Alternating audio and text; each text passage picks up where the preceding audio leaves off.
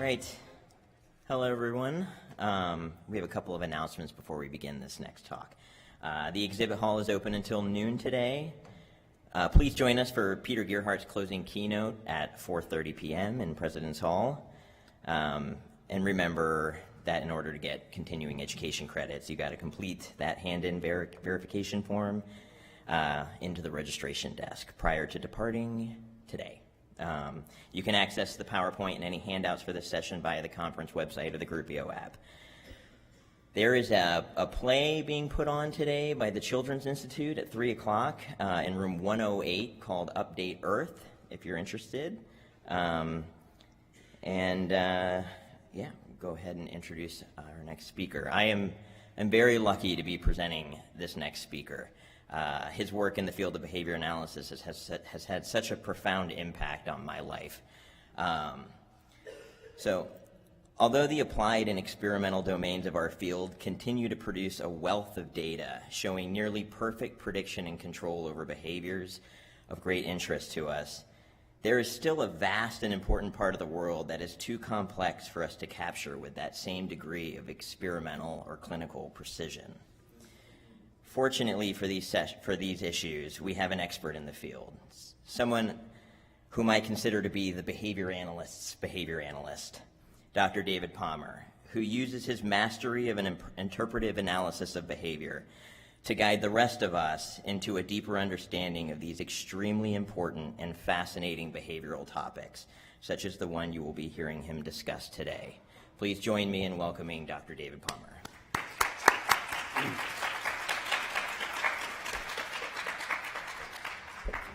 Thank you, David. The mic seems to be on. If anyone has any trouble hearing, sing out now. Okay.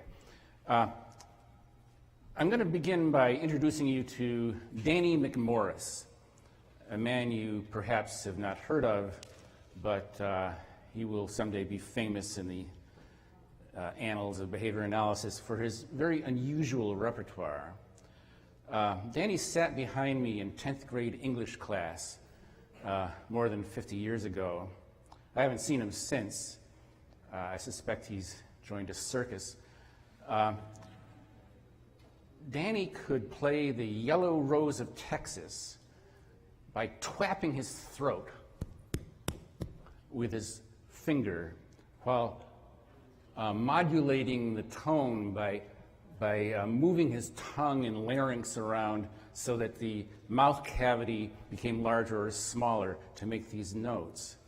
He didn't vocalize. It was the thumping of the finger on the throat that made the notes. Now, this was not Boston Symphony Orchestra fidelity, but you could really pick out the tune. It helped to know what the tune was in advance, but this was quite a bizarre little skill that Danny had. But it didn't stop there. He could also play Row, Row, Row Your Boat by knocking himself on the top of his skull while moving his throat and tongue around to change the reverberations in his vocal cavity. Again, a rather peculiar sort of skill and not in high demand. But then it didn't stop there either. He could play very simple tunes on his fingers by banging on his knuckles with a pencil. And I never figured out how he did that, whether it was the point on the length of the pencil where it struck the knuckle or whether it was some kind of configuration of his fingers. So anyway, that's Danny.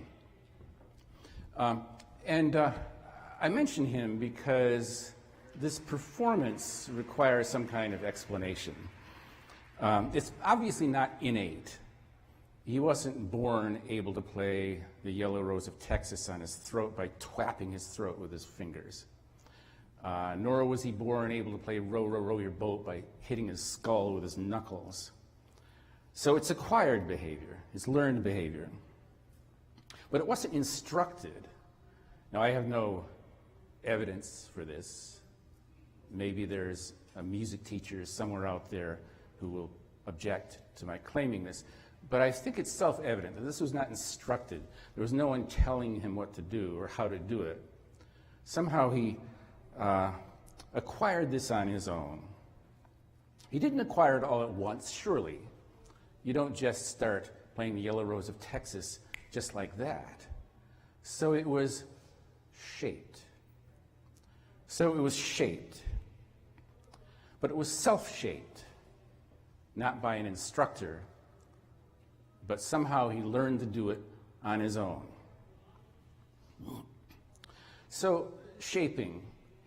What's the process of shaping? Shaping requires variation, it requires reinforcement, and then it requires repeating and refining these behaviors so that the ones that work tend to get selected and serve as the foundation for the next cycle of variation and selection.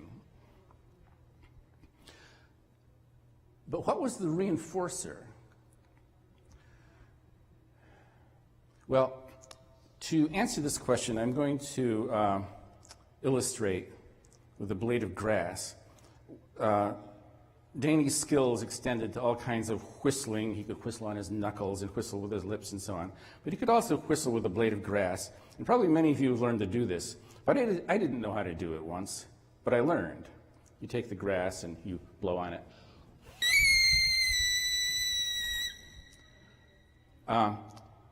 This is being live streamed. I hope that didn't blow the oscilloscope or whatever it was. Anyway, that's a noise that I learned to make with a blade of grass. But I didn't do it all at once. I started by, I knew that you had to hold the grass between your thumbs, but I clamped the grass between my thumbs, and nothing happened. I didn't get the whistle.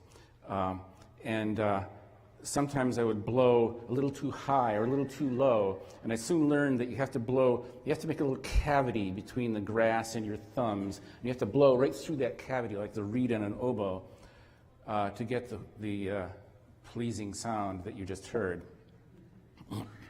So, well, it's obvious then that the sound is the reinforcer.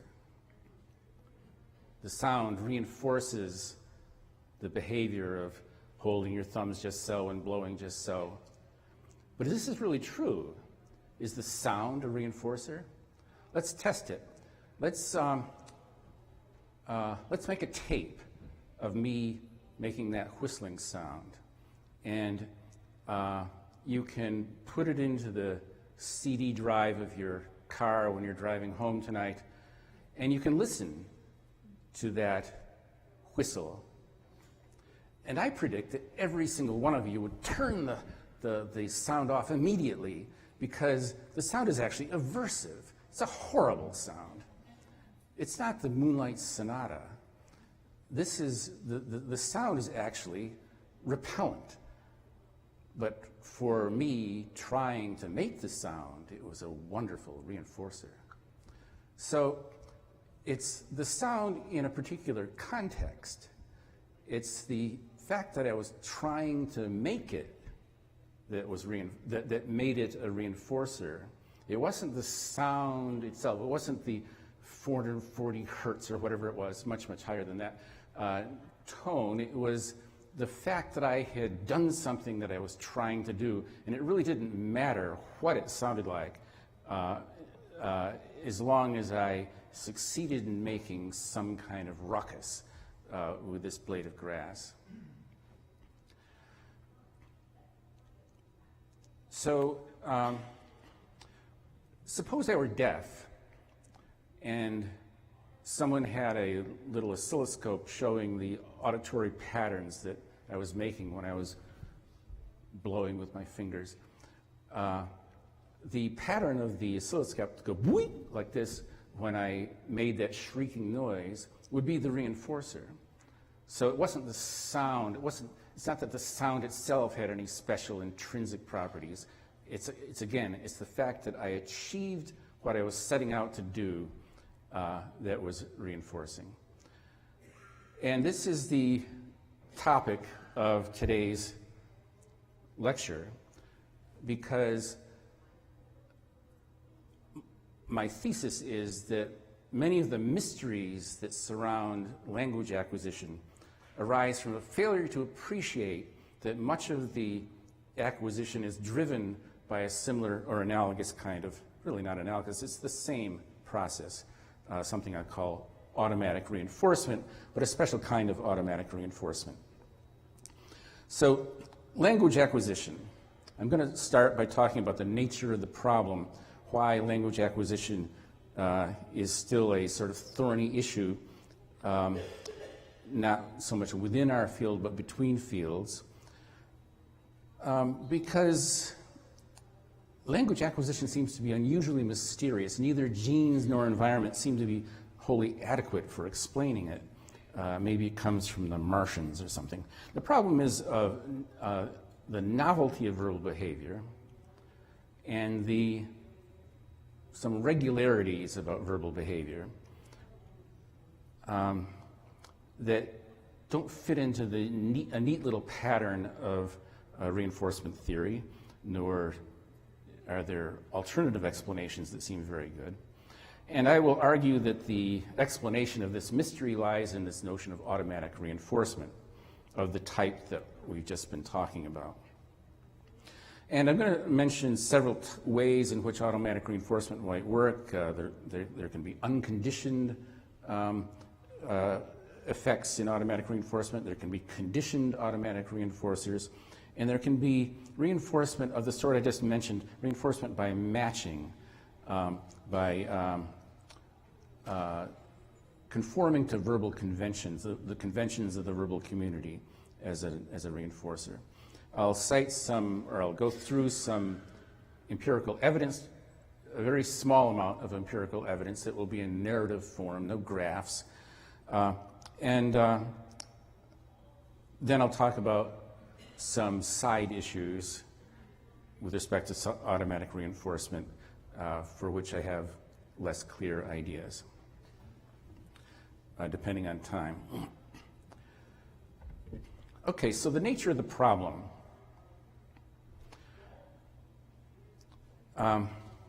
People who have sat around watching parents interact with children report that there's relatively little explicit language training, language instruction to kids of the form of instruction that you might see in a classroom of teachers teaching the multiplication table to kids.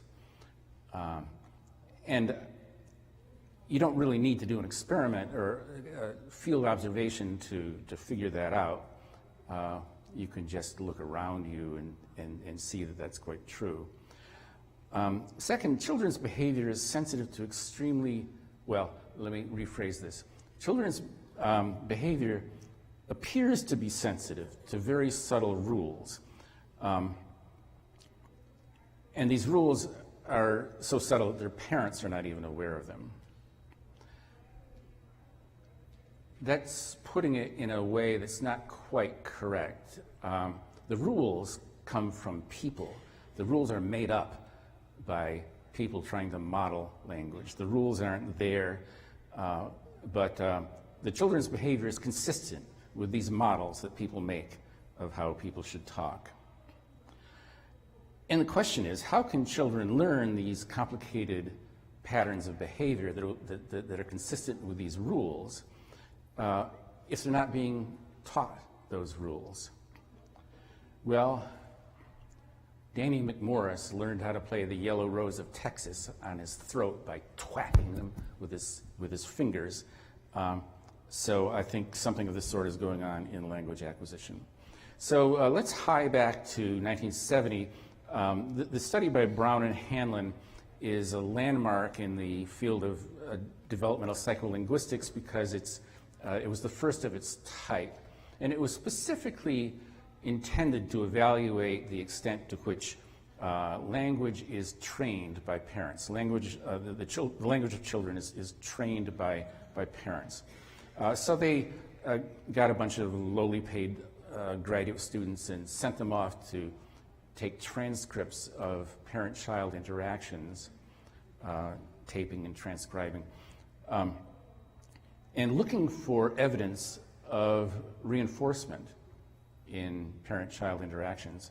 And what they found was there wasn't a lot of evidence for it. At least as they defined reinforcement, there was not a lot of evidence.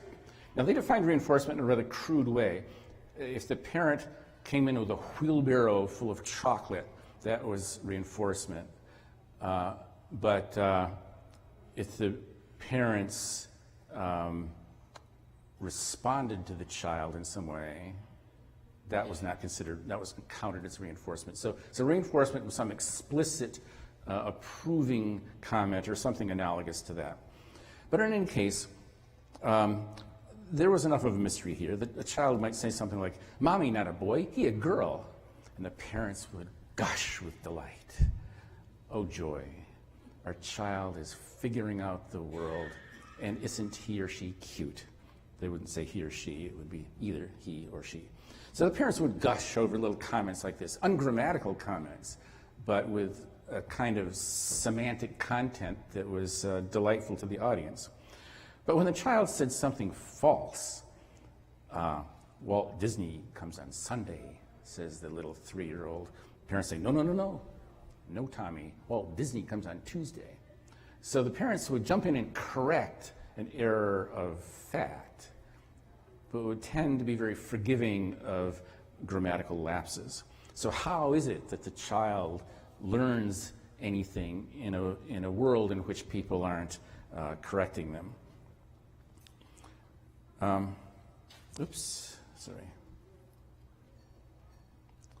Well, as I said, their analysis wasn't really very good from a behavioral point of view because they didn't look at the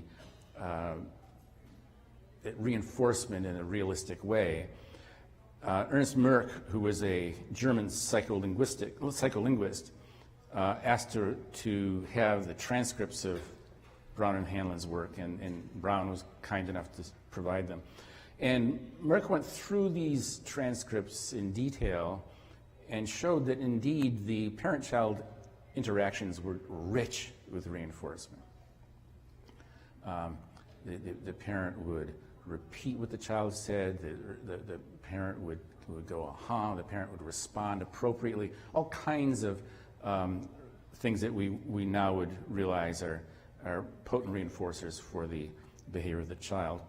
But what Merck did not find was any fine-grained feedback with respect to the grammatical niceties of language. So the problem, while it dispensed with some of the sort of headline aspects of the Brown and Hanlon study, didn't really explain how the fine-grained, moment-to-moment orderliness that we see in language was acquired. So let's look at a few examples of this rule-governed nature of language, that is, it appears to be rule-governed. And these rules, again, these rules are things that are made up by people who are studying language. They're not made up by the child. These are formal analyses of language. Let me just give you a little analogy, like the height of men, for example, is said to be normally distributed with a mean of 70 inches and a standard deviation of 3 inches. And so you can model the height of men by this nice, smooth, infinitely long curve. And if you actually plot the heights of men on this curve, it's pretty good. It's kind of close to this normal curve. So the normal curve is a model of how nature works, but it's not. It's just something somebody made up. It's not as if when you're growing, you somehow refer to the normal curve to stop growing. The normal curve has no role in governing how we grow, how men grow. Similarly, the rules that I'm talking about are things that people figured out by looking at language rather than These aren't rules that actually drive language. So I'm going to give you some examples that I got from Steven Pinker, who wrote a big tome in 1994. Look at these sentences. You might say, under appropriate conditions, I gave the manuscript to the library, and your audience would nod appropriately. You might substitute donate for give, because donate is a synonym of give. Give comes from the Germanic origins of English. Donate comes from the Latinate origins of English. But nevertheless, I donated the manuscript to the library. Would be a perfectly appropriate thing to say. Maybe a little bit hoity-toity compared to give. You can switch the direct and indirect objects around. You can say, I gave the library the manuscript. And your audience will nod accordingly. But I donated the library the manuscript. Many native speakers of English find this a little bit odd to the ear. Some people don't find it odd. Many people do. How many people here find that fourth sentence a little odd? Okay, so most of the hands. How many of you did not find it odd? Or native speakers who did not find it odd. So there's at least a couple of people who don't find it odd, and that's very typical of these kinds of actuarial data. But anyway, let's take the case of the majority who do find it a little odd. The question is why? Why do you find it odd? Donate and give are synonyms. It's perfectly sensible. We know exactly what it means. It's not as if we're at all confused about what it means. But still, there's something about the structure that just hits us a little bit odd. Okay, so let's turn to another example, which is even more baffling, again from Pinker. We sent a package to the boarder, B-O-A-R-D-E-R, boarder, someone who takes his meals at Aunt Sally's boarding house. So someone is a boarder at Aunt Sally's boarding house, and we sent him a package. We sent a package to the border, B-O-R-D-E-R. We sent a package to the Mexican border with instructions to smuggle it across or something. So this is, again, a perfectly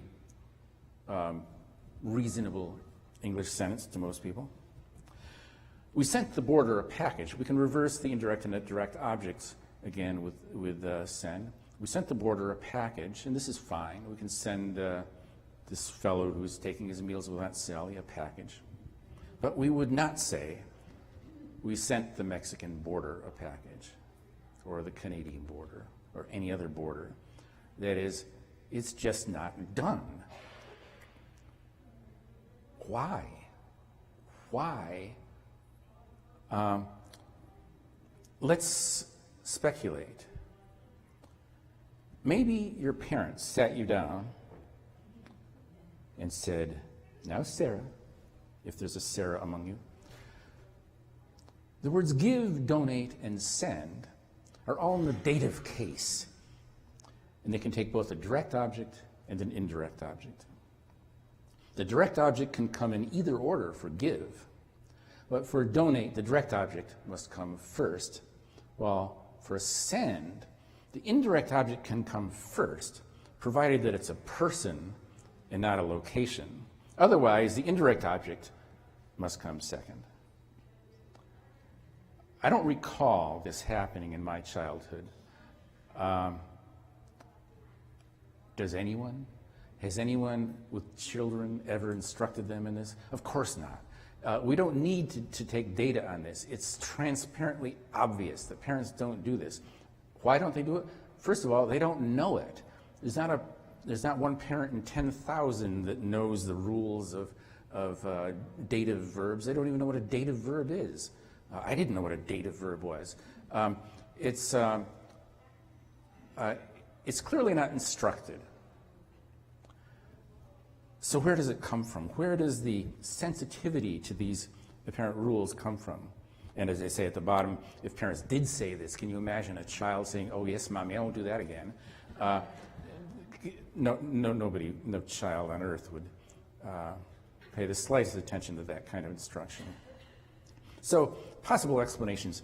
One explanation is that there's some kind of genetic bias to these things. Noam Chomsky was, and still is, in fact, extremely influential in certain domains of linguistics. Although his influence is clearly on the wane, he still has a substantial influence on the field of linguistics. So for half a century, his ideas were held sway. He noted that language is sophisticated and is acquired rapidly and uniformly. By sophisticated, I mean it's subtle, it's sensitive to these weird kinds of subtle regularities. Acquired rapidly and uniformly, well, obviously not uniformly, but despite wide variations in parenting styles, kids without disabilities almost always learn their native language at a reasonably sophisticated level. And we know very well how appalling some homes are. Abuse and neglect and poverty and jumping from one family to another. The stories are heartbreaking. So yet children who are raised in these very disadvantaged backgrounds, usually they learn to speak. Maybe not like Shakespeare, but they learn to speak acceptably in their verbal communities. And the regularities that we're speaking of here seem to be unlearnable. That is, if you sat down and said, where in the child's history does the child learn to say this and not that, learn to say donate but not donate this but not give that, it would be very hard to come up with evidence that would guide the listener, or the speaker rather, to a mastery of these subtleties. So Chomsky's solution was to argue that language has a substantial innate component, that somehow this stuff is genetically driven. Now, that's not a crazy idea, because when something is not explained through learning, there really isn't much of an alternative. We turn to the genetic endowment. The trouble is Chomsky stopped there. He sort of says the problem can't be solved by you people on this side of the room, so therefore I'm going to make the people on the other side of the room solve it, but I'm not going to tell them how to do it. That is, to say it's genetic doesn't explain it. It simply says the geneticists have to go, it's their job to explain it. But it turns out that the problem becomes just as formidable if you switch to the other side of the room. You geneticists over here have to say, is it plausible that we have two identical twins with a genetic mutation between them?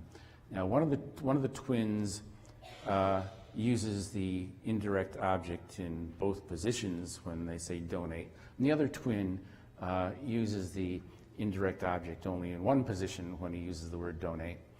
And the one child has lots and lots and lots of babies, and the other child is childless. The other twin is childless. Absurd. There's no reason why a difference in the sensitivity of those grammatical niceties should give someone an evolutionary advantage. So the problem remains just as mysterious as it was. However, let's look at some empirical evidence that's cited in the Chomsky tradition. This is an experiment replicated, a published experiment with a number of subjects, with a 3-year-old child or 3-year-old children. Now you take a little puppet like Cookie Monster, and you say, this monster eats mud. He's a mud eater. What kind of monster is he? And the child says, a mud eater. And the experimenter says, right, he eats mud. He's a mud eater. This monster over here eats mice. So a different monster. This monster eats mice. And the child says, a mice eater. And the experimenter says, yes, he's a mice eater. He eats mice. This one eats books. What's he? And the child says, he's a book eater. Now the experiment goes on and on with different parameters and so on, but the essential features are captured here. Mud is not a word that has a plural. You have a little mud, you have a lot of mud, it's just mud. A mouse has a plural. The plural of mouse is mice. And if this monster eats mice, he's a mice eater. The plural of book is books. If this monster eats books, he's not a books eater, he's a book eater. The child drops the S. Now this is a 3-year-old child dropping the S of a regular plural noun before combining it with some other term like eater to make a compound noun. And this isn't just one child with one noun, it's repeated over and over and over again. We find this regularity that the children do behave differently with respect to regular plural nouns than they do with respect to irregular plural nouns. It's unbelievable, but it's been demonstrated, and I've replicated it and found the same result. So children as young as 3 drop the S at the end of regular plurals before making a compound noun, but they happily make compound nouns out of irregular plurals. So Gordon concludes, the experimenter, that grammar of language is innate. He sides with Chomsky. We don't learn grammar, it unfolds. It's triggered by critical experiences. There must be an inborn language acquisition device that guides learning. Because how could a 3-year-old child know, so to speak, how to do this? And indeed, it's a question that science has to answer. It's not as if we can say, oh, that's stupid, and walk away. We have to come up with an alternative explanation. And it's not so clear how to do that. Steven Pinker says, the theory of word structure explains the effect easily. Irregular plurals, because they are quirky, have to be stored in the mental dictionary as roots or stems. So mice is in your mental dictionary as mice because mice is a unique word. It doesn't come from mouse plus S. It's a unique item, and it's stored in the dictionary as a unique item. Because of the storage, they can be fed into the compounding rule. So when you want to make mice eater, you just go to the dictionary, pull out mice, tack it on to eater, and you're done. Because of the storage, they can be fed into the compounding rule that joins an existing stem to another existing stem to yield a new stem. But regular plurals, books, are not stems. So books is not a stem. Books is a combination of book plus S. So books is not stored in the mental dictionary. Book is stored in the mental dictionary. Because they're complex words that are assembled on the fly by inflectional rules. In other words, you add an S to book whenever they're needed. They're put together, the book plus the S are put together to make books too late in the root to stem to word assembly process to be available to the compounding rule, whose inputs can only come out of the dictionary. Well, this is an example of a model of how language works.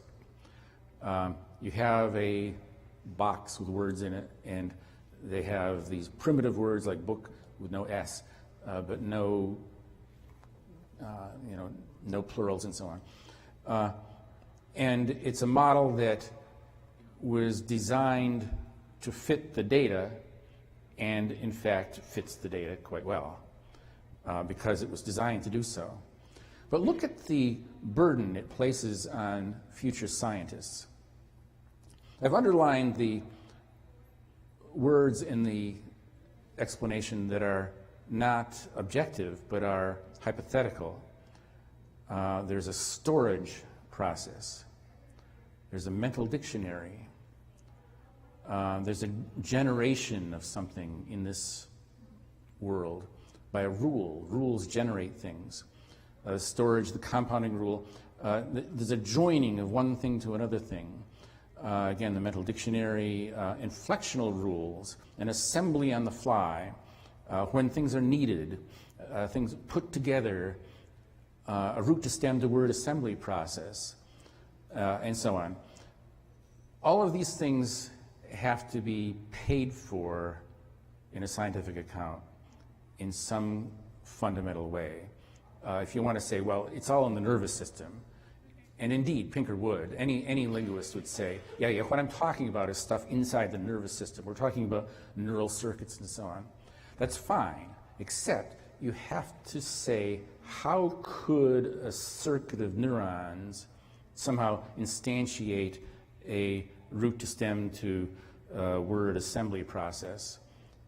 You have to pay for these ideas in the actual currency of science. And it's not shameful to make these speculations and say science will support this eventually. Neuroscience will eventually support this. But the point is that it's not any kind of an explanation as it stands. It's a promise of an explanation to come. The problems with the theory are that, not that it's incoherent, but they're not derived from an experimental science. You are simply making up a post hoc theory to fit the facts. It's a circular explanation. As I say, they're intended to be features of the nervous system, but when you crack open the nervous system, you find synapses and glial cells and neurons and neurotransmitters and cerebral spinal fluid and blood vessels and so on. You don't find dictionaries and root to stem to word compounding structures. So it's left to someone else to solve the problem. I call it the credit card problem after a friend of mine, not Danny McMorris, but another friend who shall remain nameless, who alarmed me one day when he told me how much credit card debt he owed. And I said, you've got to pay that off. The credit card rates are really, really high.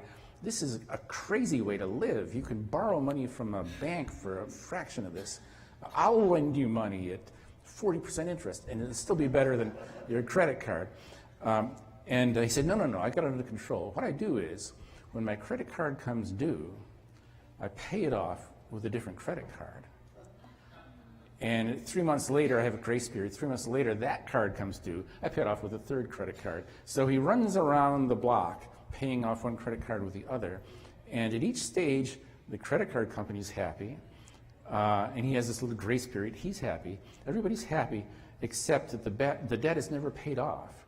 And so the problem of imputing these solutions to the nervous system is that eventually they have to be paid for by some kind of empirical science.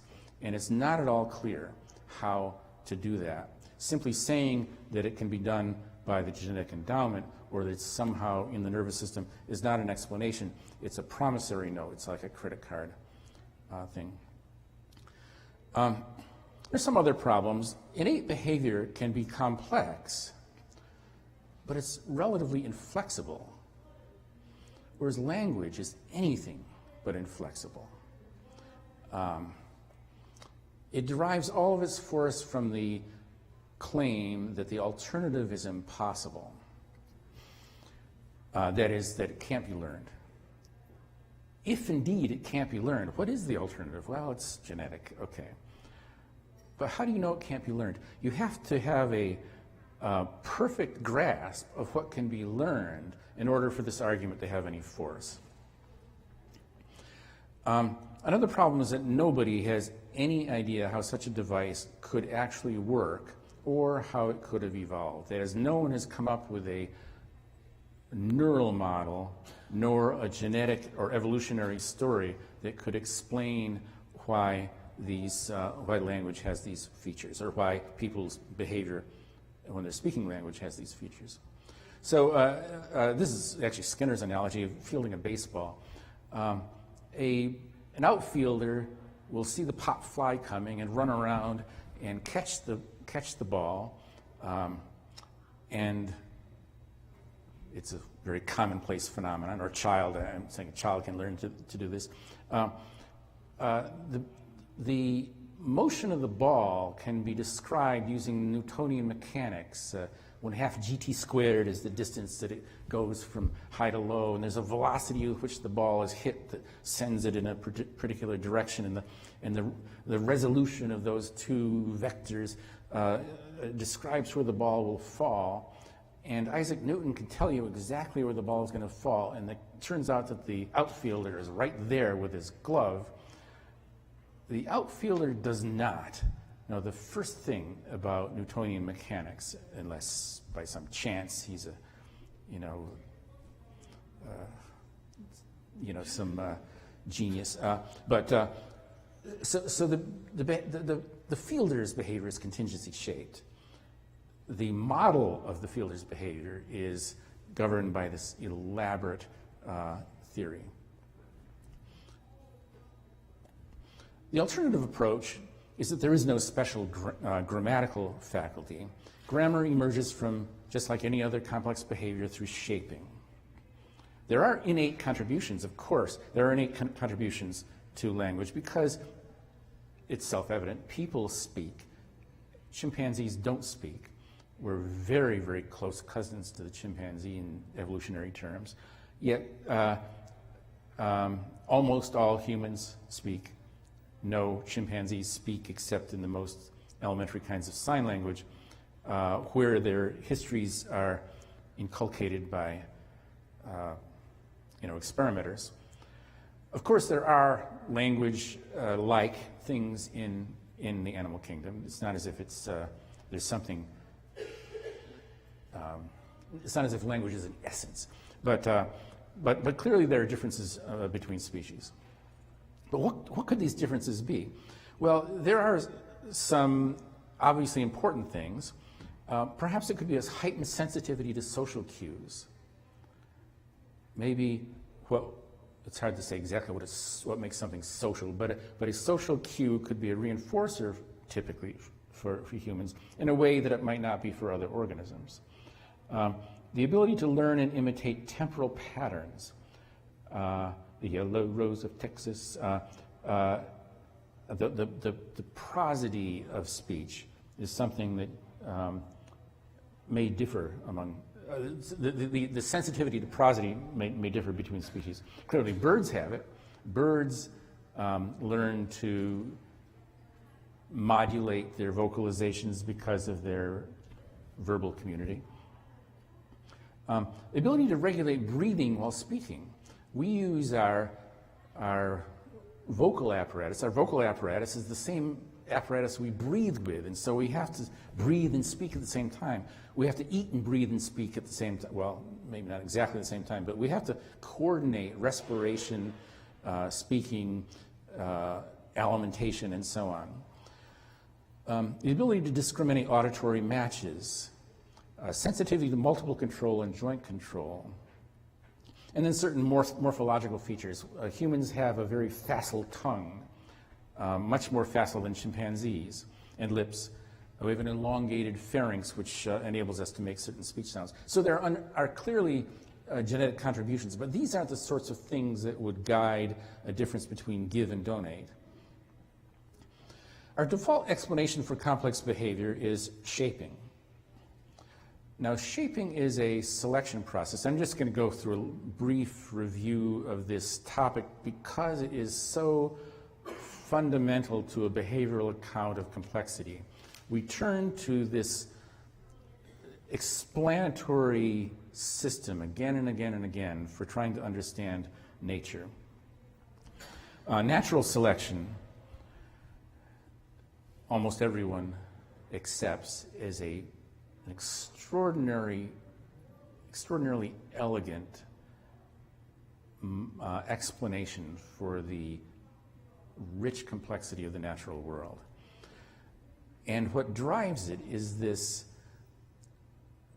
simple little principle of variation and selection, cycles of variation and selection. And I'm not going to review that because you know all about it. But you can model this with a little computer program. In fact, I've written such a program that I can show you if you care to see it. That will generate any string you like of DNA bases using variation and selection, So if you want to make a chimpanzee with a DNA base that's 6 billion DNA bases long, consisting CAGT, you tell me what the sequence is, and I can get this program to generate that from nothing through variation and selection. That is by nothing, I mean through simple variations of letters. And it will do it very fast. The point of this little exercise is that it shows how powerful, in principle, the evolutionary idea is. That is, this sample space of what you can get using this model of variation and selection is essentially infinite with respect to DNA-based sequences. You can get any sequence of DNA bases through variation and selection, and you can get it fast. You can do the same thing with shaping. You can have a computer model that says, if I have behaviors A, B, C, D, E, F, G through Z, behaviors A through Z, and I want a person to be able to operate a helicopter. And to operate a helicopter, you have to do behavior G and H simultaneously with Q, and then immediately followed by W and J and so on. You can generate any sequence of behavioral units through a similar kind of variation and selection process extremely rapidly. And the point is that in principle, the explanation is extremely powerful. In other words, any kind of combination of movements that you choose could in principle be shaped through a process of variation and selection. So behavior varies. This is, it's important to realize, I mean, of course we all know behavior varies. We say it as a kind of mantra, but we have to recognize that behaviors that all seem to be the same really aren't the same. There's subtle differences among topographies. I mean, sometimes you get the same thing, but let's just accept the fact that behavior varies in subtle ways. And if we reinforce variants that more closely approximate some target response, the reinforcement process selects those variants to be more common in the future. And those variations that have been selected serve as the substrate for future variations. So the repeated cycles of this can bring behavior farther and farther along some trajectory. A very common thing we did at Smith College was to take a rat pressing a lever in an operant chamber. And getting a rat to press a lever for food is a relatively simple and very thoroughly studied process, which itself is not surprising. But what we would do is the lever would stick through the wall, and we'd hang a little counterweight on the other side of the lever, so the rat had to press it harder. What we would find is the rat would start pressing the lever harder, and we would increase the weight. The rat would press it harder still. Increase the weight, harder still. Increase the weight, harder still. So the rat would press the lever harder and harder and harder and harder as we increase the demand, but we would increase the demand slowly and until the rat was leaning right over the bar and pressing down, rather like Arnold Schwarzenegger bar pressing some gigantic weight. So the topography of the rat's behavior at the end of this experiment was very, very different from the topography of behavior under baseline conditions. And I'm going to give you an example of shaping in pigeons. Here's a pigeon that's pecking a disc for food. And the x-axis here, I said I was not going to show you any graphs. I lied. The x-axis is the pause length. So over here on this side, we have very brief pauses between pecks. So this bar that's very tall means that the pigeon is going peck, peck, peck, peck, peck, peck, peck, peck, peck, peck, peck. It's pecking rapidly, and a lot of the pecks are of that sort. Every now and then, it pauses for 10 seconds between pecks. So peck, peck. So it waits 10 seconds between pecks. And in between, we see these, the relative frequency of these other pause lengths.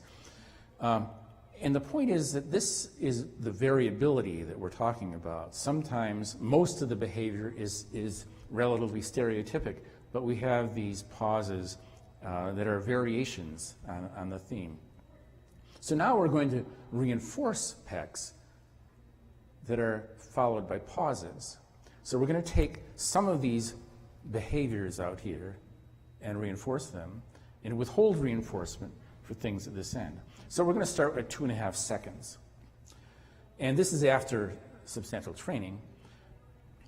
The vertical line is the reinforcement criterion. Anything on this side of the line is unreinforced. What we've done is we've boosted the frequency of those pecks, those pause pecks, on the order of 2.5 seconds.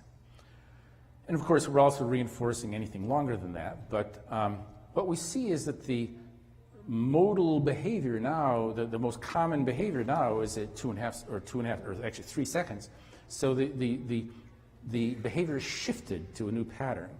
But we still see variability, and that's the essential thing. But we have variability centered around this new value. We switch to 5 seconds, and again, the pattern shifts so that we still have plenty of variability, but it's centered around this new value, this new mode of 5 seconds. We switch to 10 seconds, and the mode is now at 7.5 seconds.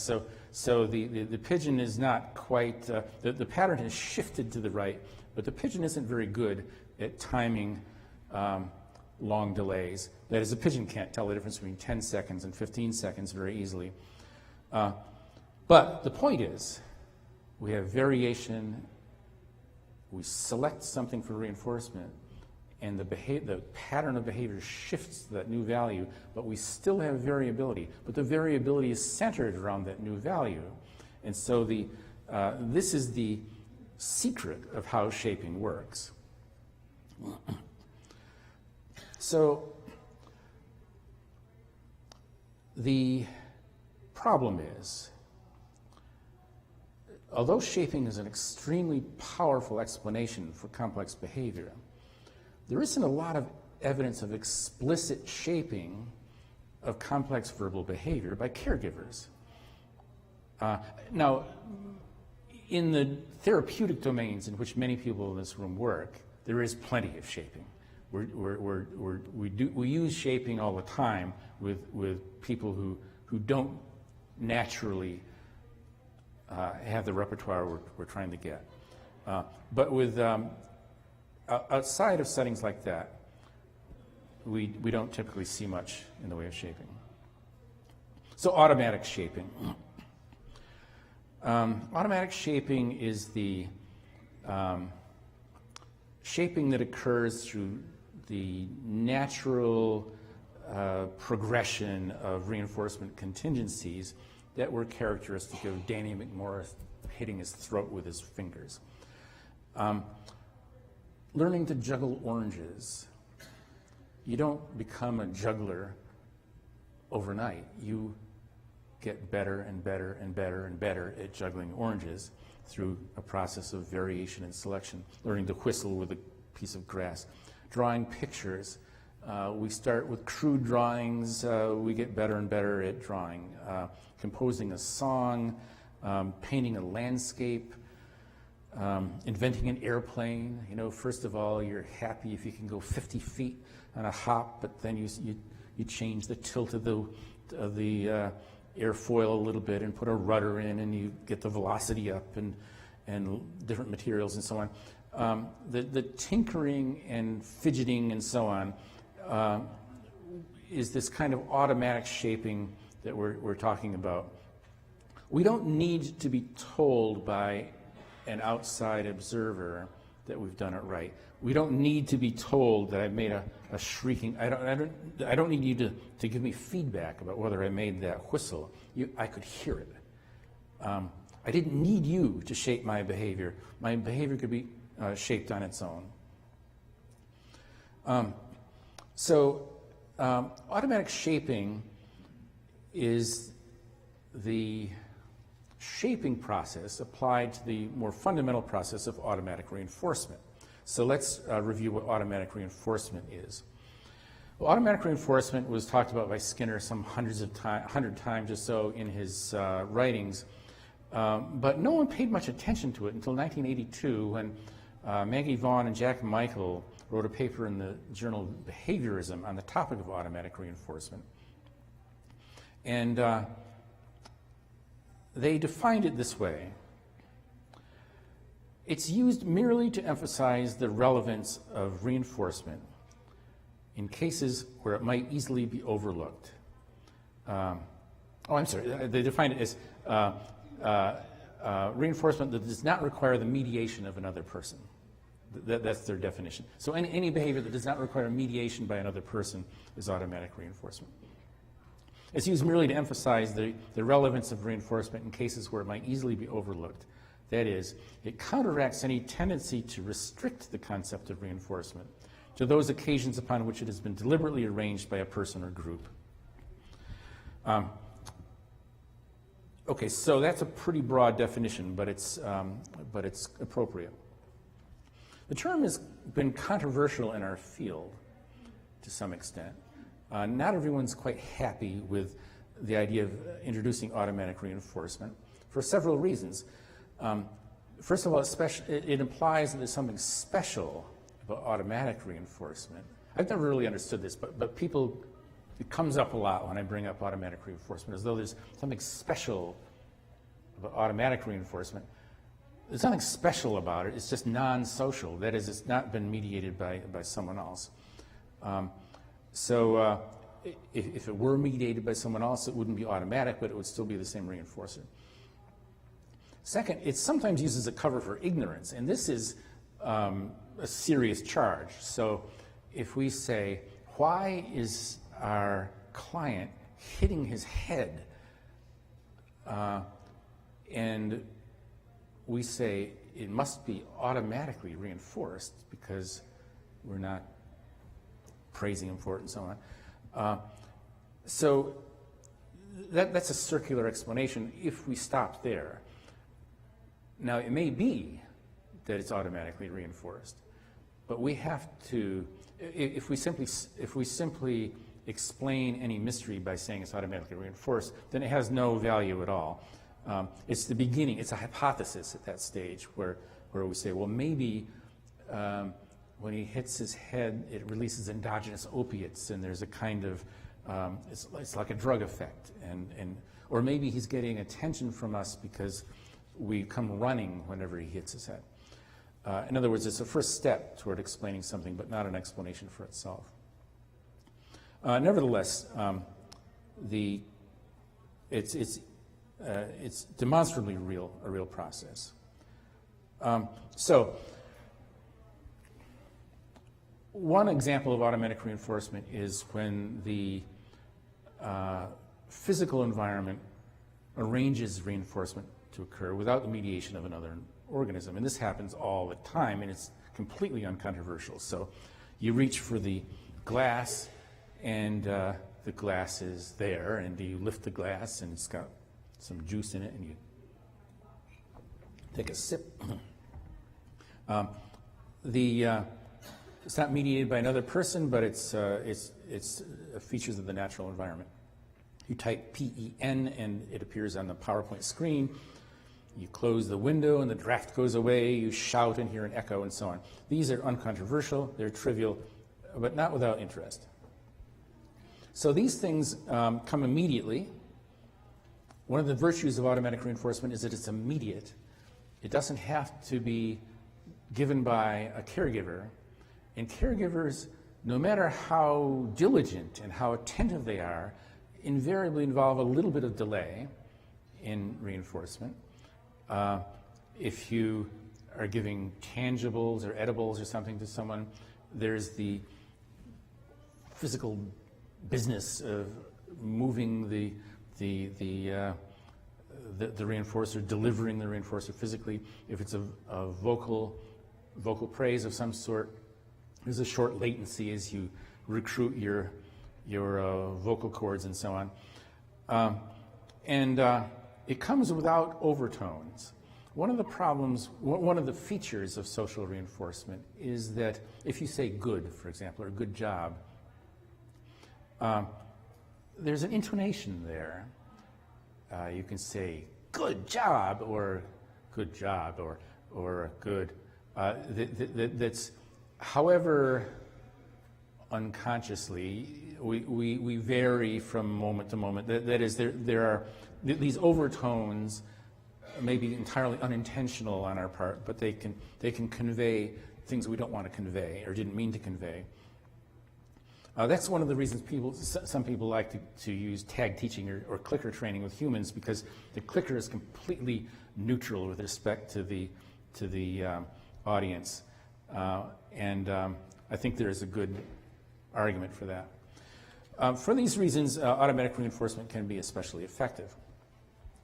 The second example of the second type of automatic reinforcement is when the behavior itself has some salient stimulus property that itself is a reinforcer. So I presume that when Mozart was sitting at his piano composing a sonata, he would try things out and say, no, not quite, and then try this and try that, and that the sonata would emerge through a kind of interaction between his behavior and his behavior as a musician and his behavior as an audience. Swinging, seesaw, sliding on playground structures and so on, the behavior itself either initiates or has inherent in it a kind of physical effect. We scratch and itch. We drum with fingers and so on. So the behavior itself could have stimulus properties. And this can be invoked to explain self-stimulatory behavior and self-injurious behavior. And I'm not going to get into this. This is an aspect of automatic reinforcement that is widespread in applied domains, and you people probably know more about it than I do. That is, we commonly appeal to automatic reinforcement for certain kinds of self-stimulatory or self-injurious behavior when it's pretty clear that there aren't other sources of reinforcement, or at least we are unclear what they are. And I'm going to skip over the possibility of testing. We may return to this at the end of the talk if we have time. The third case is the Danny McMorris type. Automatic reinforcement by achieving what I'm calling parity with the practices of the social or verbal community. That is, you're keeping up with the Joneses. The Joneses like to make noise by blowing on grass, and you can't make that noise. But if you keep at it and keep on blowing and twisting and making a gap in your thumbs and so on, sooner or later you're going to get that whistle, and by golly, that's going to be the happiest day of your life, because you are now doing what the verbal community or the social community is doing. You've matched the practices of the community you're in, and that's reinforcing, irrespective of the sound itself. It's not the sound of of the grass that's reinforcing, of the whistle that's reinforcing. It's the fact that you did it, and you're doing what they're doing, which is reinforcing. So this underlies generalized imitation. Automatic reinforcement, presumably, is relevant to our ability to imitate novel behavior of other people. We see that we're doing what they're doing. And if we can't see that we're doing what they're doing, which sometimes happens, we're not very good at imitating them. It's when we can see that what we've done is like what they've done that we're pretty good at it, or we get better and better at it. So I'm arguing that reinforcement and language acquisition, this automatic shaping is the so-called hidden engine of language acquisition. It doesn't need to be mediated by other people, and there's at least 3 ways in which a child's behavior, verbal behavior, can be automatically reinforced. First, we need to recognize that verbal responses are distinctive because a child with normal hearing hears himself or herself with at least the same fidelity that a listener hears the child, actually with slightly enhanced fidelity, because the child hears the vocalizations directly through the bones of the skull, and so regardless of how much noise there is out there, the child's hearing is privileged in a way, so the child really gets the real McCoy when he or she speaks. We hear ourselves at the same moment that or even a tiny, tiny, tiny fraction sooner than other people hear us. If what we hear matches what we are more or less expecting to hear, that is, if what we hear evokes discriminative responses that are the discriminative responses that are occasioned by what other people can evoke, then we've matched. That is, if I say cookie and it makes me think of cookies, I know I've said it right, because cootie doesn't make me salivate, but cookie does. That is, I know I've said it right when I say cookie because I can hear that it's right. I know cookie because I've learned to respond to you saying cookie. When I say cookie, I know when I've got it right. Just as I know when I've got the blade of grass to make the noise, I don't need to be told by you that I've pronounced it correctly. And notice how this is slightly different for signers than for vocal speakers, because the signer can't see his or her sign the same way you see the sign. So in a sense, the signer is seeing it from the back, as it were, seeing it from one side, and the audience is seeing it from a different side. And so there's a breakdown in fidelity there that's not true of the verbal case. So signing should be harder for someone to acquire than vocal speech, if that's an option. So I'm going to go through types of automatic reinforcers that seem to be relevant to language acquisition. And I'm going to start with unconditioned automatic reinforcers.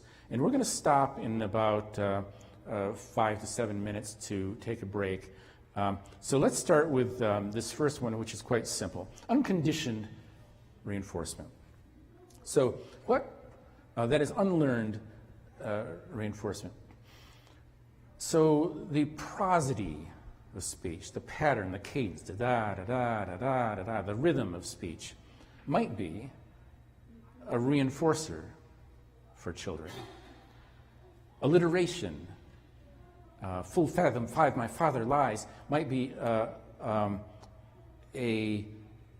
reinforcer for children, irrespective of any content or semantic or verbal content. Rhyming might be reinforcing. how do we know this? Well, we don't really know this, but there's an interesting anecdote that I stumbled upon by Karen Blixen, who went by this pen name of Isaac Dinesen, who wrote a book called Out of Africa. And she owned a she inherited a coffee plantation when her parents died in Kenya. And her workers were all Maasai tribesmen. And they didn't speak, she was Danish, but she also spoke English. They didn't speak Danish or English except in sort of pidgin language. But she would go down of an evening and sit on a bale of coffee and recite poetry to them in, I believe, in English, although it may have been Danish. So she would recite poetry, and they didn't understand a word of it, but they liked it. And when she stopped, one of them would say, "No, no, no, no, speak again, speak like rain." So that little anecdote suggests, indeed, for this particular Maasai tribesman, the rhythm, the alliteration, the prosody, the rhyme, that was what was reinforcing, not the imagery that is evoked by poetry and all the rest of it. So what might this implication be for language acquisition? Well, it could get wordplay out. That is, when children babble, all children babble, even deaf children babble, but deaf children stop babbling, and hearing children continue to babble. So it's quite plausible that they find it intrinsically reinforcing to hear this patterning, this hear the rain hammering on the roof of babbling. Furthermore, infants, babble with every imaginable phoneme, all kinds of speech sounds they babble in. But they stop babbling in speech sounds that they never hear, and they preferentially babble in speech sounds that they do hear. Actually, this is not an example of unconditioned reinforcement, so I have to take that back. But that is an interesting fact about babbling. Okay, I'm going to stop. Let me just finish unconditioned reinforcement by giving you an example from Edgar Allan Poe. Ah, distinctly I remember, it was in the bleak December, and each separate dying ember wrought its ghost upon the floor. Eagerly I wished the morrow, vainly I had sought to borrow from my books surcease of sorrow, sorrow for the lost Lenore, for the rare and radiant maiden whom the angels name Lenore, nameless here forevermore. Prosody, alliteration, rhyme. Poe is the master of these facets of poetry, and you find yourself not paying so much attention to what's actually going on with this raven. What's the raven's problem anyway? I don't know, but gosh, it's seductive. From my book, surcease of sorrow, sorrow for the lost Lenore, for the rare and radiant maiden whom the angels name Lenore, nameless here forevermore. It doesn't matter what it means, it's just beautiful because of its possibly unconditioned. It doesn't really matter if it's conditioned or unconditioned, but I do think that there are I think it's plausible that these are unconditioned reinforcers. And they do play a role, they could plausibly play a role in getting babbling going. Okay, so it's almost 10:15. We'll take a 15-minute break or so and return here for more travels with Danny McMorris. It's about unconditioned aspects of speech that might be relevant for getting the behavior out. The rhyme, the alliteration, the prosody might underlie babbling, which of course is an extremely important part of language acquisition. But conditioned reinforcers, there are several kinds of phenomena that are acquired reinforcers over the lifetime of the infant.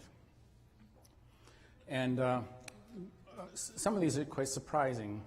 Probably many of you know this work, but a fellow named De Casper has done work with newborn infants, really newborn infants, a couple of days old, and have shown that the prosody of the mother's voice is a reinforcer. That is, the child will work to turn on a recording of the mother's voice, but not the father's voice, and not some other woman's voice. So it appears that the infant in the later months of pregnancy is got not much to do except listen in to what's going on. And the mother's speech is audible to the infant. And the mother's speech becomes a reinforcer to the infant. Now, it's interesting that the speech of the mother is dampened by the tissues of the body, so it's what the infant is hearing, at least if recordings from the abdomen are a guide, the infant is hearing a kind of muffled voice. So what the infant is hearing is not the fine phonemic features of the mother's voice, but the patterning of the mother's voice, the cadence and so on. Likewise, it's been shown that infants prefer sounds in their native language to sounds that are quite discrepant from the native language. So again, this just shows that that the infant hits the ground running in the sense that certain sounds are already of value to the infant. Now, the infant presumably isn't very good at making these sounds, but to the extent that these sounds continue to be conditioned reinforcers, they will be important in automatically shaping vocalization in the child himself or herself. A different example of conditioned reinforcement is when speech sounds are paired with unconditioned reinforcers and thereby become conditioned reinforcers. This has been the basis of a research paradigm called the stimulus-stimulus presentation paradigm, in which speech sounds are paired with established reinforcers in order to make those speech sounds reinforcers, with the idea that the child will then, when the child himself makes that speech sound, it will be automatically reinforcing, and it will strengthen that speech sound. Now, this is only relevant to those children for who vocalize at very, very low rates. If children are already vocalizing, there's no need to use a procedure like this. You simply wait until the child says the speech sound that you're particularly interested in, and you start to shape that speech sound into a more complex or more appropriate pattern. So it's a procedure designed for children with very, very low baseline rates of vocalization, and it's a way of getting the behavior out. The logic is clear enough. You say the speech sound of the child, and then you provide a tangible reinforcer, or an edible reinforcer, or a tactile reinforcer. You toss them in a blanket. And so the speech sound acquires value for that reason. Then at the end of the experiment, the child can perhaps make that speech sound, and that can be the foundation for a shaping program. The results of these experiments have been somewhat inconsistent, but there is enough evidence to suggest that this is a tool in the armory of the behavior analyst. That is, if you have a child who vocalizes at very low rates, this is a possible way of proceeding. There are reasons why it's not terribly effective. And I'll talk about some of these reasons a little later. The first reference to this was, that we know of was by Skinner himself. In verbal behavior, for example, we may give a sound reinforcing value through conditioning of classical conditioning procedure. Any sound produced by a child which resembles it is automatically reinforced, says Skinner. And that's the logic of this whole research paradigm. There are more than a dozen studies in the applied literature on this topic. The implications of this is that there can be automatic shaping of response form. The more closely a child's vocalization approximates the target stimulus, the more reinforcement there will be. It can shape babbling towards the practices of the infant's verbal community. So this is not simply a matter of liking the patterning of the babbling. It's the particular sound that the infant is making. The babbling may veer toward those sounds that are in the child's verbal community. The problem with this procedure is that a discrimination is likely to be quickly set up. When you say, I get a cookie. When I say, I don't get any cookie. Unless there happens to be a parent or teacher there who's shoveling cookies at me. But when I'm alone in my crib, the behavior's on extinction. So the child should quickly learn that when you make the sound, good things happen. When I make the sound, good things only happen if you're there giving me good things. And so the discrimination is likely to degrade the effectiveness of this procedure. The third kind of automatic reinforcement is the Danny McMorris one that I started with. It's the reinforcement by achieving parity with the practices of the verbal community. In other words, matching the practices of the verbal community. And it depends on this set of conditions.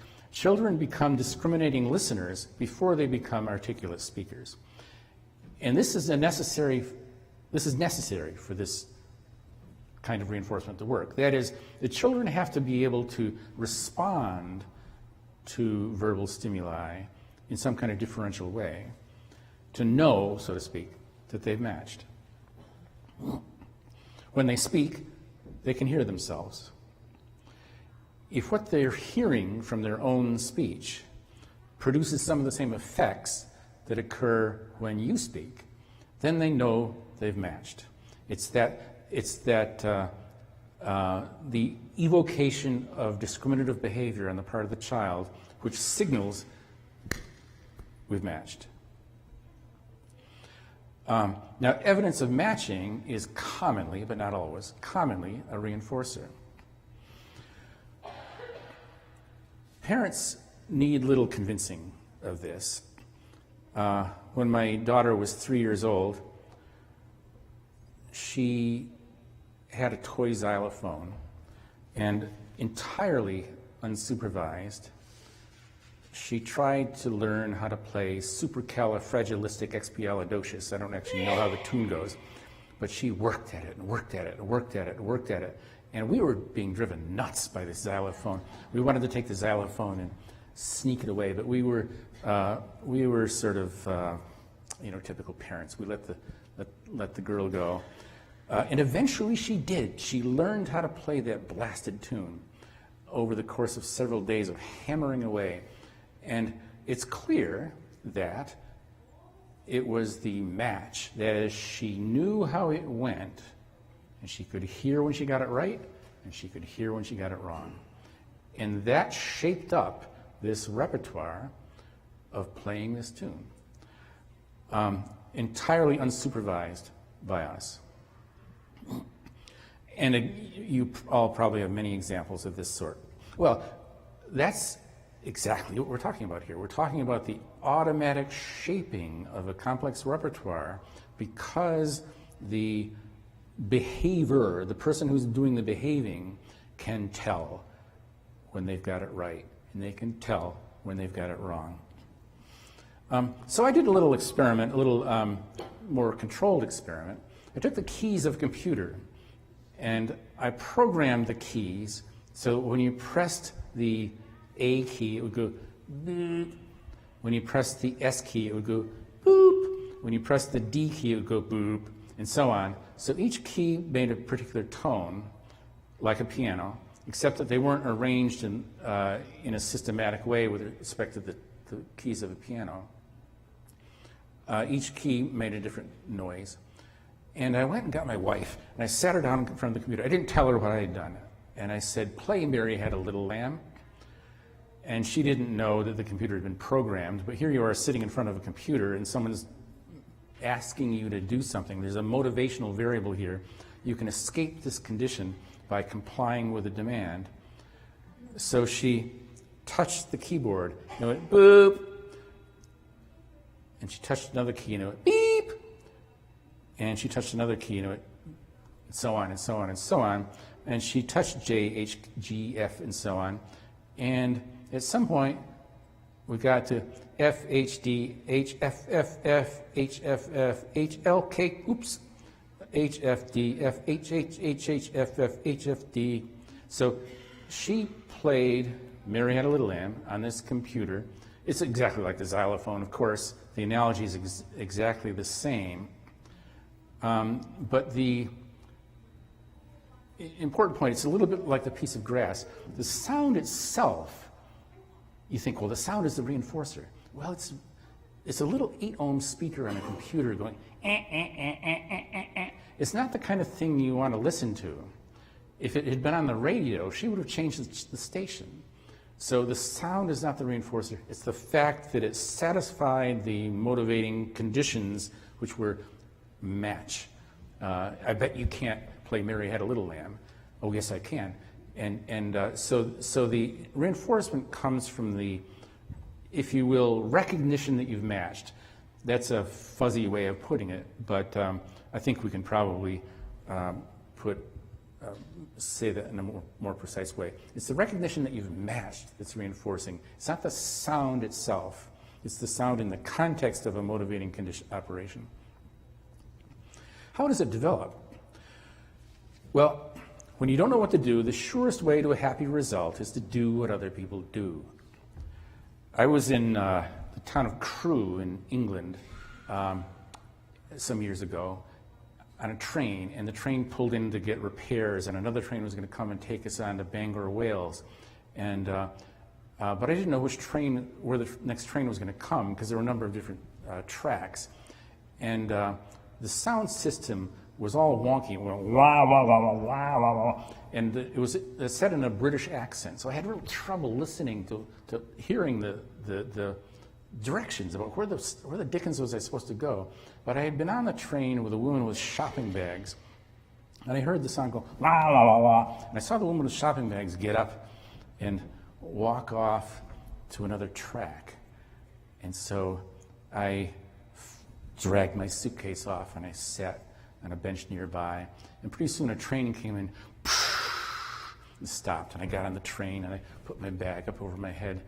And I'm sitting there waiting for the train to take off. And I look out the window, and I see the woman in the shopping bag sitting on a bench. I grabbed my suitcase, I ran up, and I sat next to her. And I said, is that the train to Bangor? And she said, no, that one's going back to London.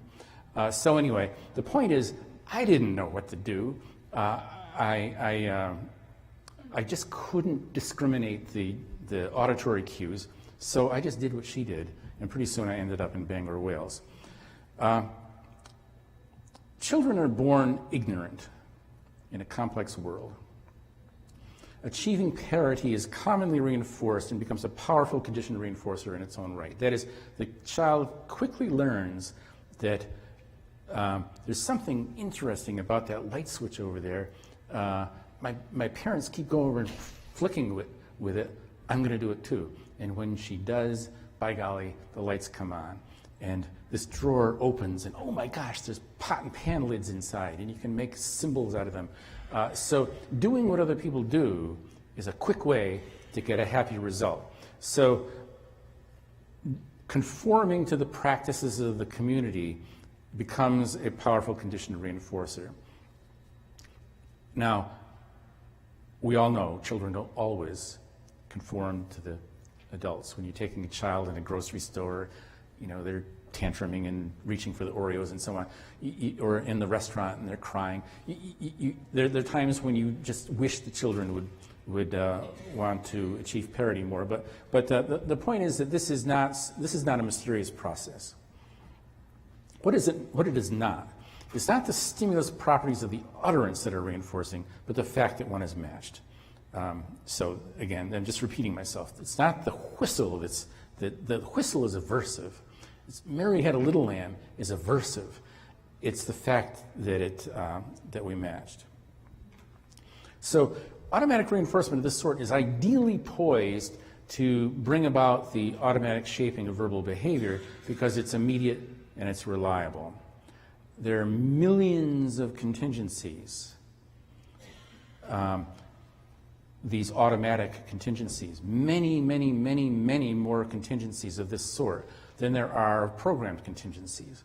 That is, you can sit down with a client and program 10 contingencies a minute, but the child left to his or her own devices encounters thousands of contingencies all day long. Every time they speak, there is a contingency. Have I matched? Have I not? Is this one of those sounds I recognize, or is it not? It doesn't depend on the sort of clumsy machinery of social reinforcement. Social reinforcement is not clumsy in the classroom, but it's clumsy in the natural environment when the parent is, making dinner and the child is begging for attention. So, in summary, we have these unconditioned effects, we have conditioned effects, so we have this notion of matching as a reinforcer. And the assumption is that this might explain some grammatical behavior. Well, let's look at some evidence that this actually is true. The acquisition of a grammatical construction through modeling in the absence of explicit parental reinforcement. Okay. We saw the mud eater experiment by Peter Gordon. This monster eats mud, he's a mud eater. This monster eats books with an S, he's a book eater. The child drops the S. So I had available to me a 3-year-old girl, and I repeated it 2.5 years later with another 3.5-year-old girl.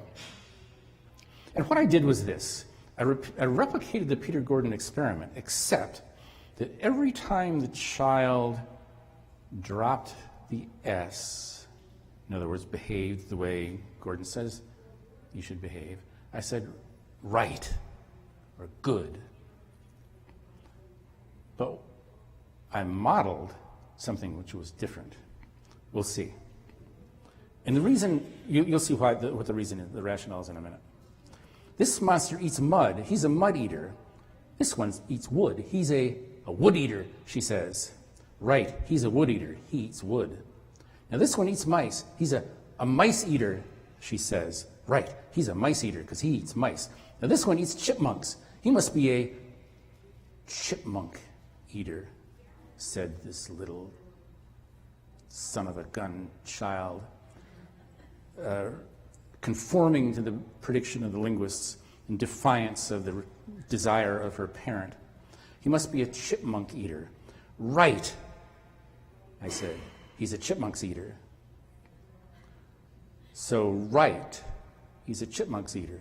He eats chipmunks. This one eats marbles. He's a marble eater, she says. Right, he's a marbles eater, say I. This one eats chickens. He's a chicken eater, she said. Yes, that's right. He's a chickens eater. Now this one eats worms. What's he? A worms eater, she says. And there were a number of other examples. I cut out the repetition and so on. Right, he's a worm eater, a switchback. But this one eats candles. He's a candles eater, she said. Right, he's a candle eater, I said. This one, she interrupted me and said, you say candle eater, but I say candles eater. So this illustrates so conspicuously what's going on here. Now, putting it in casual sort of layman's terms, the child is hearing me say it one way, she's saying it another way, and she notices the discrepancy, and she switches. All the while I'm saying, right, good job, you're doing it well, yeah, congratulations, here's your M&M. That had no, I don't want to say it had no effect. We don't know that it had an effect. The point is, she switched in defiance of the nominal reinforcement. Now, the point of this was to illustrate that the saying good, right, yes, okay, sometimes that is a reinforcer. It's a reinforcer when the child is unsure what's going on and needs guidance. But sometimes it's just blather. And that appears to be what's going on here. It's just blather to the child. The child doesn't care whether I think it's right. What the child cares is she's doing what I'm doing. So what becomes of the claim that regular plurals are not stems stored in the mental dictionary, but are complex words assembled on the fly by inflectional rules too late in the root to stem to word assembly process to be available to the compounding rule whose inputs can only come out of the dictionary? What of the further claim that this is strong evidence for the operation of an innate grammar? Now, one could argue that this child is genetically defective. I didn't tell you that it was my daughter, and so there's sort of prima facie evidence that there is a genetic problem, and the replication was done with my other daughter.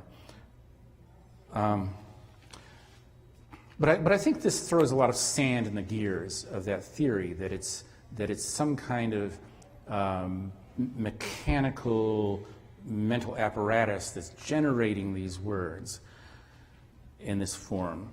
Now, I don't have a good explanation for why the child drops the S. I don't know why children drop the S. I know why my daughters drop the S because I was modeling not dropping the S. That is, I have evidence of when they switched from one to the other and back. I don't have evidence for why they dropped the S to begin with. I can only speculate that there is enough experience of the child in forming compound nouns by the age of 3. It's hard to believe, but there must be experiences of this sort where the child is conforming to the practices of the verbal community. And we don't notice them because they're myriad. They're just every time the child hears something, every time the child says something, there's a learning trial.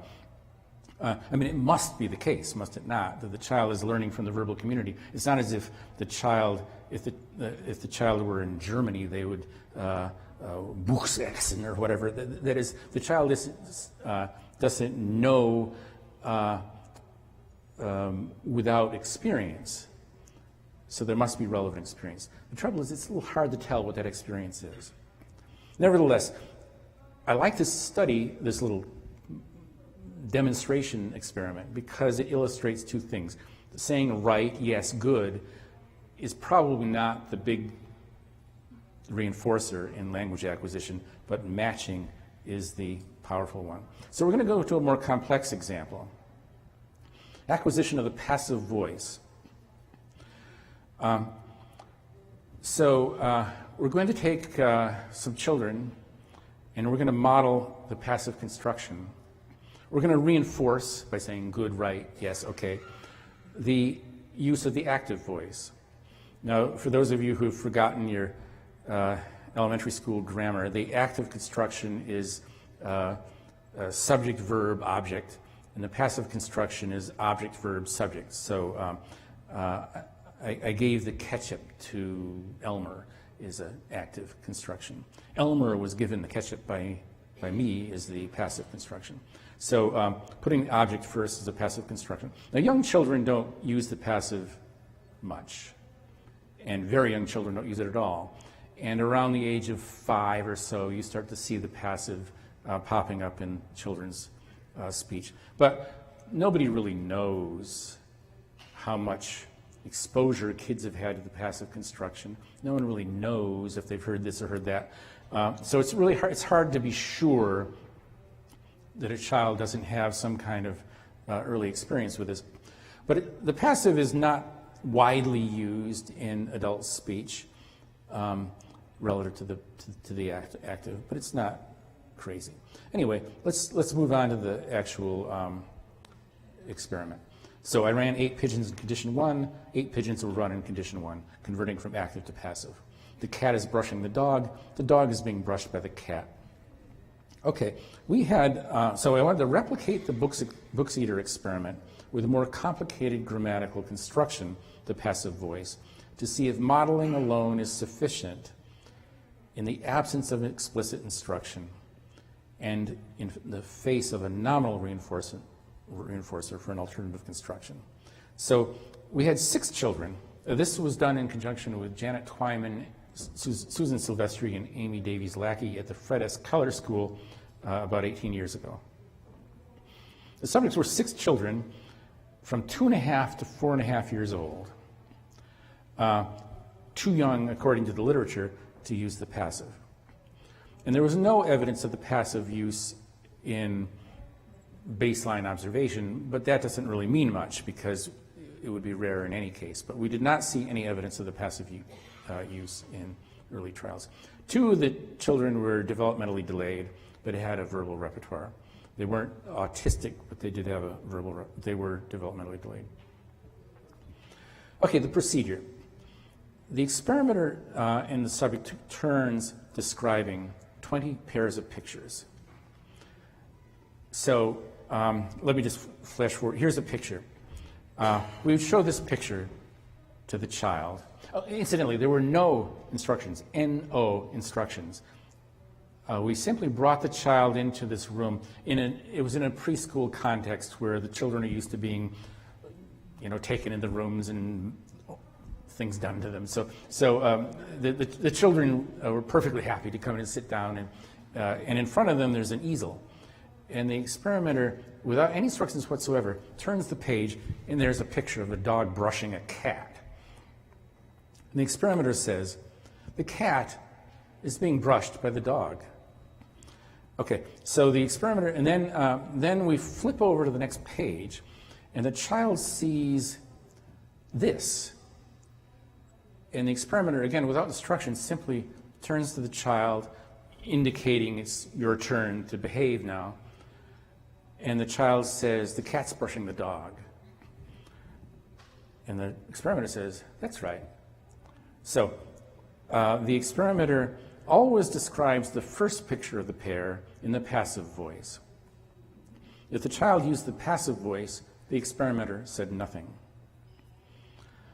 If the child used the active voice, the experimenter said, that's right, or some equivalent acknowledgement.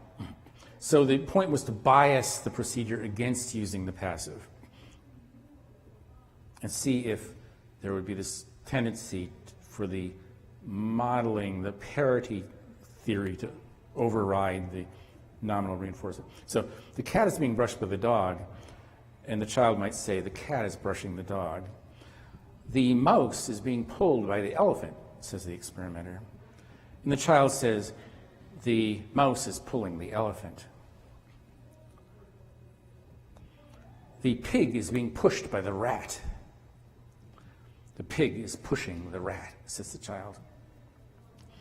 By the way, I want to thank So Young Yoon for drawing these pictures. She was the author of one of the stimulus pairing experiments that we talked about. Here's a transcript leaving out some of the experimenters saying that's right, good, and so on. The child, the transcript begins, the first part of the tape was cut off. The hippopotamus is bringing the seal. The experimenter says, the zebra is being painted by the peacock. You do that one. The zebra is painting the peacock, says the child. The giraffe is being squirted by the cat. The giraffe is squirting the cat. There's some latency here. The child's the child is tempted to say the giraffe is being squirted by the cat, but it's not being squirted by the cat. The giraffe is doing the squirting. The lamb is being hugged by the bear. The lamb is being, said the child imitates. The lamb is being, uh-oh, that's not right. The lamb is hugging the bear, she says. The rabbit is being kicked by the cow. The cow is getting kicked by the rabbit. The child uses a passive construction, but it wasn't the passive construction that we were modeling. We were modeling the construction of this form. The X is being wide by the Z. That was what we were modeling, and that's what we wanted the child to conform to. So we did not count this as a successful use of the passive, even though it is in fact a passive construction. But she obviously got this outside of the experimental context. It's one of those cases where it's hard to know. She's 4.5 years old. The duck is being hit by the kangaroo. The duck is hitting the kangaroo. The octopus is being stopped by the dolphin. That's a seal. That's a dolphin. The octopus is saying no to the dolphin. The snake is being licked by the dog. The dog is being licked by the snake. We didn't clap. We didn't reinforce. We simply went on. The lamb is being hugged by the bear. We had to repeat. The lamb is hugging by the bear. The turtle is being ridden by the horse. The horse has the turtle standing on the horse. The pig is being pushed by the mouse. The pig is pushing the mouse. The mouse is being pulled by the elephant. The elephant is being pulled by the mouse. So what we see here is the gradual acquisition of the modeled form by this child. And you can see, I mean, it's anecdotal. We see the emergence of the passive construction. We can't prove that the child had never used this construction before, but the internal evidence strongly suggests that she's acquiring this over the course of the experiment. We replicated it with, we had 6 children. All 4 of, including the 2.5-year-old children, gave us at least one perfect passive construction. The 2 children with developmental delays gave us very, very, very close approximations to the correct passive, but not quite. For example, one of them would say, the lamb is hugged by the bear. The ing was missing. And I'm sure we could have worked on that, but in the parameters of this experiment, the question was, would the children simply learn to model using this nothing but unstructured presentations? So in the face of that's right, that's good, good job with the active voice, children converted to the passive. So how does it work? Well, we don't know, but here's a possibility. The children covertly echo when the adult speaks. If you don't give me covert echoic behavior, I can't explain this. But it's quite plausible that the children do speak along with the speaker. The speaker says the lamb is being hugged by the bear. The child is saying it along with the parent. The lamb is being hugged by the bear. If you say, no, no, no, no, that can't be, covert echoics are not occurring, then where does the behavior come from? That is, the behavior comes from the model, in a sense, but it becomes part of the repertoire of the child when the child behaves that way and reinforcement follows. So the child must be covertly echoing what the adult says in order for this pattern, the X is being wide by the Z, to become established. What's this grammatical frame? Skinner calls it an autoclitic frame, but we don't need to get into that. This frame, the X is being wide by the Z, is common to every example. That was an important feature of this experiment, that every single example modeled by the experimenter was exactly the same structure. That is, the X is being wide by the Z. We didn't vary it. We didn't vary it because we were hoping, and it was found to be true, that the children picked up this frame and model it exactly. So the frame is common to all examples. The children, by hypothesis, are covertly echoing this frame with the ingredients, the variable terms that filled in. The child isn't echoing the X as being Y by the Z. The child is echoing the lamb as being hugged by the bear. But part of the lamb as being hugged by the bear is this constant frame, this intraverbal structure. The blah, blah, blah, blah is being blah, blah, blah by the blah, blah, blah. So intraverbal control of one part of the frame by another is acquired. That is, when the child has said the blah, blah, blah is being blah, blah, blah, there's intraverbal control for by the blah, blah, blah. That is, intraverbal control is established through this kind of process. The frame itself comes under the control of the contextual cues. That is, when you're in this experimental room with a bossy, teacher, looking at pictures of two animals doing things to one another, this is the context in which this frame is likely to be reinforced. So the frame comes to strength when it's your turn to speak in the presence of a picture of two animals in this experimental room with this teacher. Appropriate motivating conditions, we're taking turns. The teacher says, you say, we go back and forth. Under appropriate motivating conditions, the frame is emitted overtly. The X is being Y'd by the Z. Although, of course, the child doesn't say X, Y, and Z. The child fills in X, Y, and Z by looking at the picture.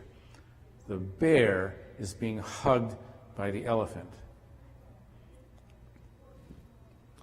The variables in the frame are supplied by the context. Now, there's still plenty of mystery here. How does the child know which part of the picture goes in which place and so on? There's more to explain. But this is a behavior analytic interpretation of the acquisition of the passive voice by a child who has putatively never emitted that particular grammatical construction before, simply through reinforcement, the automatic reinforcement of matching the pattern of the adult, even though the particular ingredients of the sentence are different. That is, the actor and agent, the actor and object are reversed for the child from the adult. So the child can't get there by imitating. The child has to conform to the pattern, but not imitate. So verdict on the role of matching as an explanation of grammar. Modeling is a powerful agent of behavior change in children, even in the acquisition of subtle grammatical distinctions. Modeling is effective apart from explicit parental approval. Remember, we were saying right whenever the child used the active voice. I said right whenever my daughter said book eater. So modeling appears to be the more potent variable, that achieving parity, that conforming to the model seems to be a more potent reinforcer than a kind of nominal vanilla approval. Can it explain the grammatical puzzles that we opened with about donate and give and so on? Well, we've seen two cases in which automatic reinforcement accounted for the acquisition of grammatical constructions. It's not obvious how we can extrapolate this to all kinds of grammatical puzzles, but we have to remember that there's a huge number of examples of verbal behavior to which children are exposed. And it's at the very least premature to claim that grammatical verbal behavior can't be learned through this kind of process of achieving parity without recourse to specialized innate grammatical modules. And of course, to beat a dead horse, appealing to innate grammatical modules isn't an explanation, it's just a hypothesis with not a grain of plausibility to it. So I feel as though we've taken a baby step toward understanding how children acquire these grammatical constructions. Can we extrapolate to the whole shebang? Well, that's for the future to decide. Okay, I want to review some other things that have popped up in the literature. That study that I just explained to you in some detail was never published. It wasn't published because Janet Twyman took a job with Headsprout and left the Keller School at this point. And for various reasons, the sort of social apparatus environment kind of collapsed for us, and we weren't able to follow up with the kinds of questions that we wanted to follow up on. But the experiment was replicated twice in published papers, one by Unvin Wright in 2006. She replicated our experiment exactly with 6 children. Well, not exactly. She improved on it in several ways. She had a baseline condition, and she had more stimuli.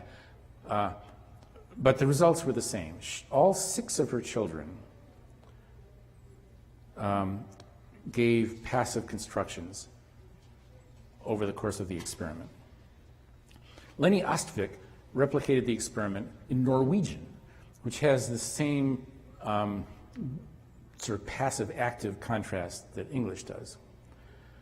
And she also did it with 6 children, and 5 of the 6 gave passive constructions through modeling. So, and again, these were all young children from, in both of their cases, from 3.5 to 4.5 years old.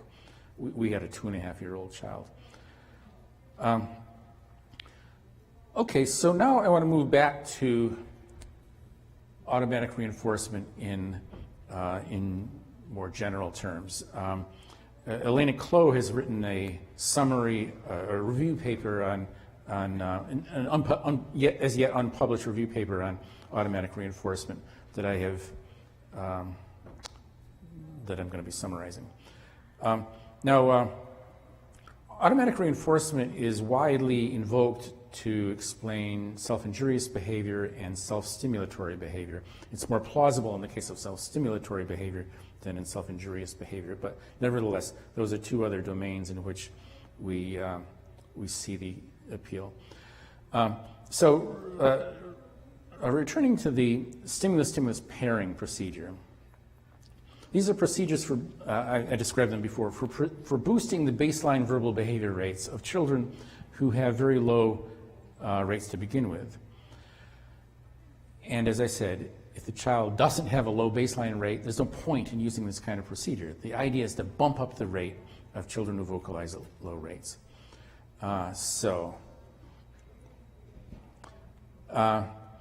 One procedure is the procedure modeled on that by Sundberg and his colleagues, the so-called stimulus-stimulus pairing procedure, which I described earlier, where this experimenter makes the speech sound ah, and it's followed by a tangible or an edible or an activity reinforcer. And we look for evidence that the child's rate of saying that particular phoneme increases. A variation on the procedure is the so-called response contingent SS procedure, pioneered by Lepper and Petersdotter in 2015. And in this one, the child has to press a button in order to get these pairings. That is, the child presses a button and the experimenter says ah, and then flips the child in a blanket, or ah, and gives the child a treat. So in the previous procedure, the experimenter simply arranges on some sort of schedule these pairings. In the response contingent procedure, the child has to, so to speak, ask for the pairings. And Lepper and Petersdotter found that this produced better results than the simple pairing procedure did. So making the child, so to speak, ask for the pairing led to better outcomes than simply presenting the pairings.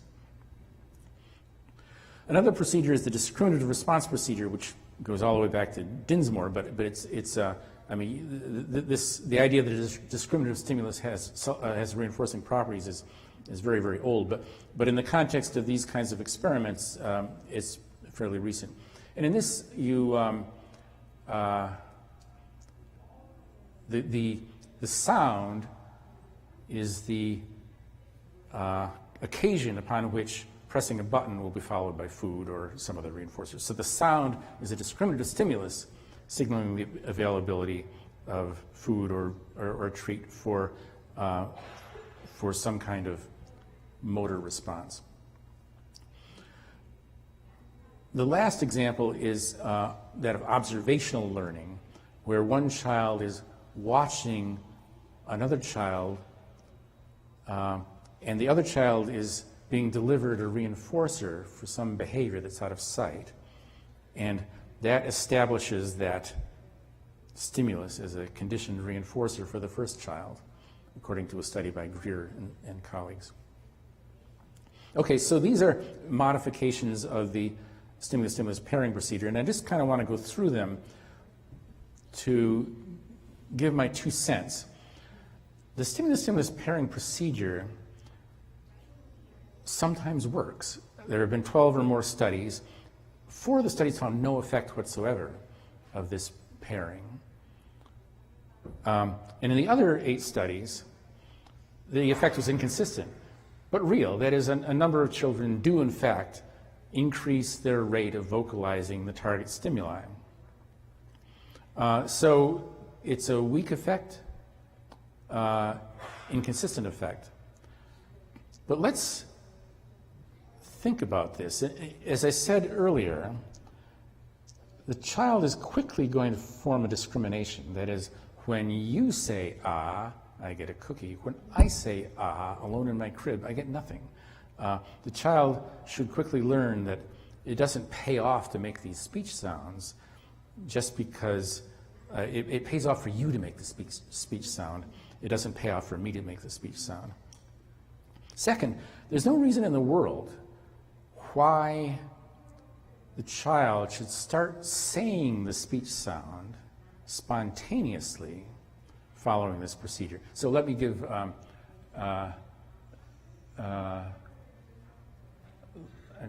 thinking on my feet here.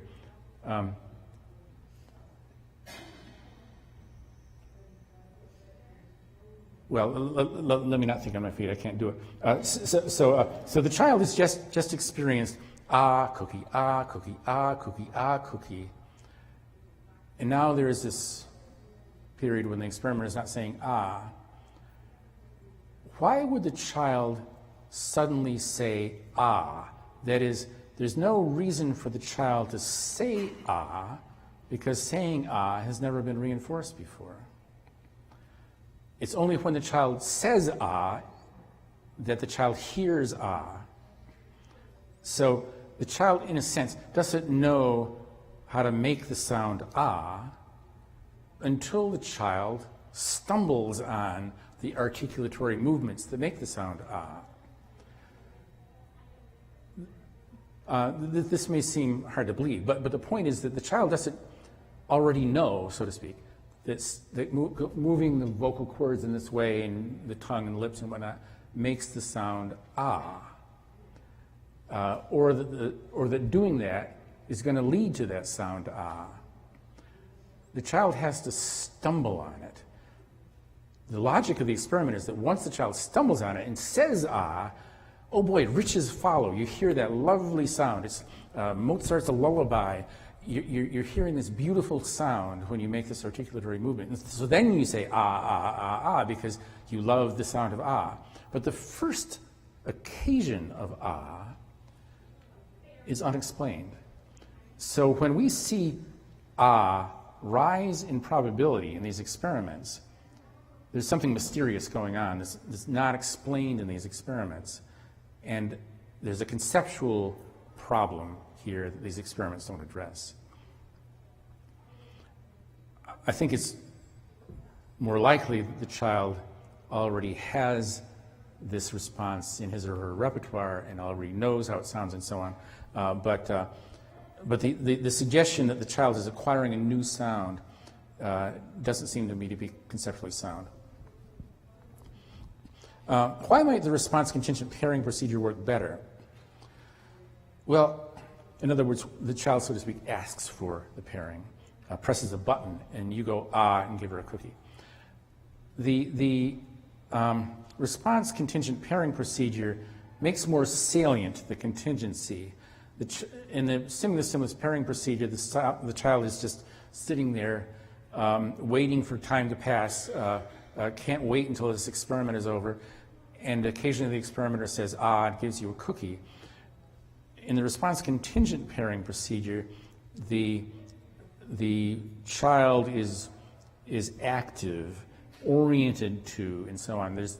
It makes the consequence more salient to the child. So I suspect that's why we get a better effect with this procedure. It still doesn't explain that problem I mentioned earlier, that if the child doesn't already, so to speak, know how to make the sound, we wouldn't expect this procedure to somehow teach this child to say it. So, for example, there's an African click language where you make a little click in the back of your throat, and people who can speak this Hosha language can speak at high rates with ordinary sounding sounds, but sprinkled in this pattern of clicks like a telegraph key going on in the background. It's a phenomenal thing to hear, because when a non-speaker tries to do it, you just have no idea how to do it. Well, suppose you heard click cookie, click cookie, click cookie, click cookie. Now it's your turn. Well, you wouldn't know how to do it. That's the point. You don't know how to make that click. It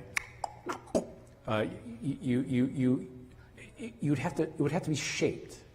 You would have to try out, and until you hear the click that matches the click of the experimenter. Then, that is, there would be shaping. We would see the shaping, the automatic shaping of the speech sound.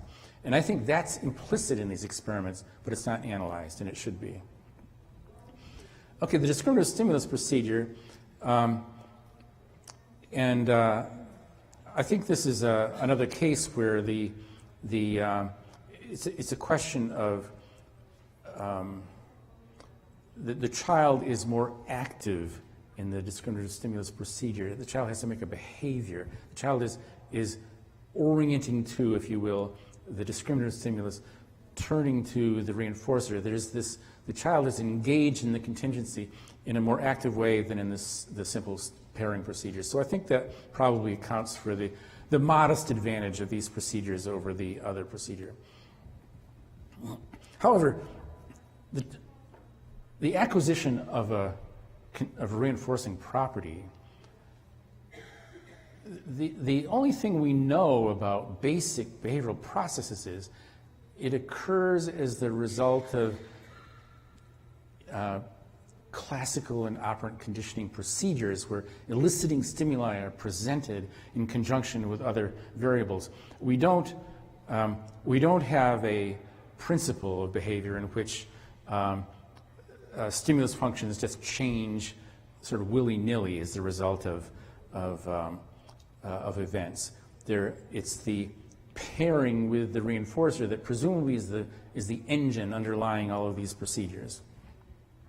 Some of the procedures make the contingency more salient than others and are more effective for that reason.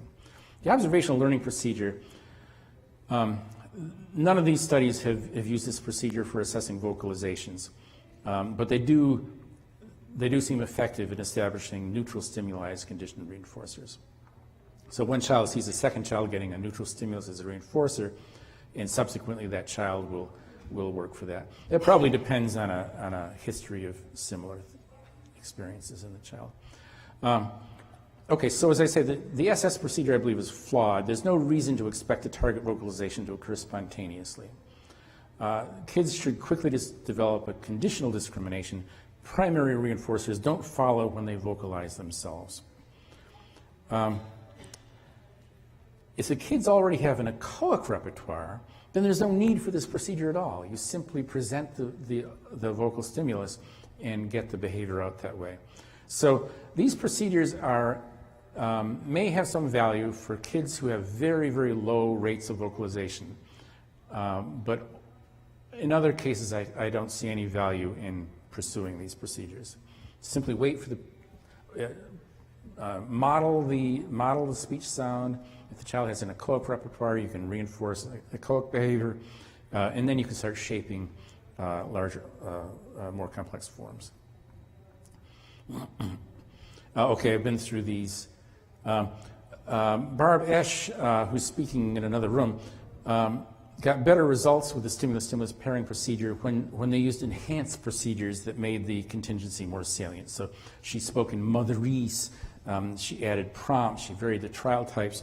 She introduced methodological variations that made the contingency more conspicuous, and she got better results. And I think that's what underlies the relative improvement of these other procedures.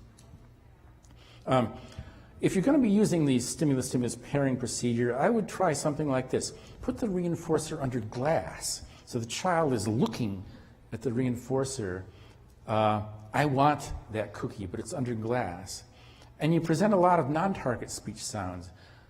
B, k, d, ah. And at ah, the glass evaporates and the child gets the cookie. So the child is salivating for that cookie, and there are all these S deltas, all these stimuli that don't work. But then there's this one magic stimulus that, by golly, poof, the glass is taken away. So I think there are ways of improving on the procedure, but in any case, it's, I think, not that great a procedure. They're worth trying for kids who vocalize at very low rates. Any procedure that enhances the contingency is likely to be more effective. If kids already vocalize, conventional response forms should be directly shaped. For high-functioning kids, the parity procedure is the most powerful and can lead to complex verbal behavior. And in all cases, careful programming is essential. So what about autistic kids? Well, the whole burden of this talk has been that achieving parity, conforming to the practices of a model, are the most powerful forms of reinforcement in language acquisition.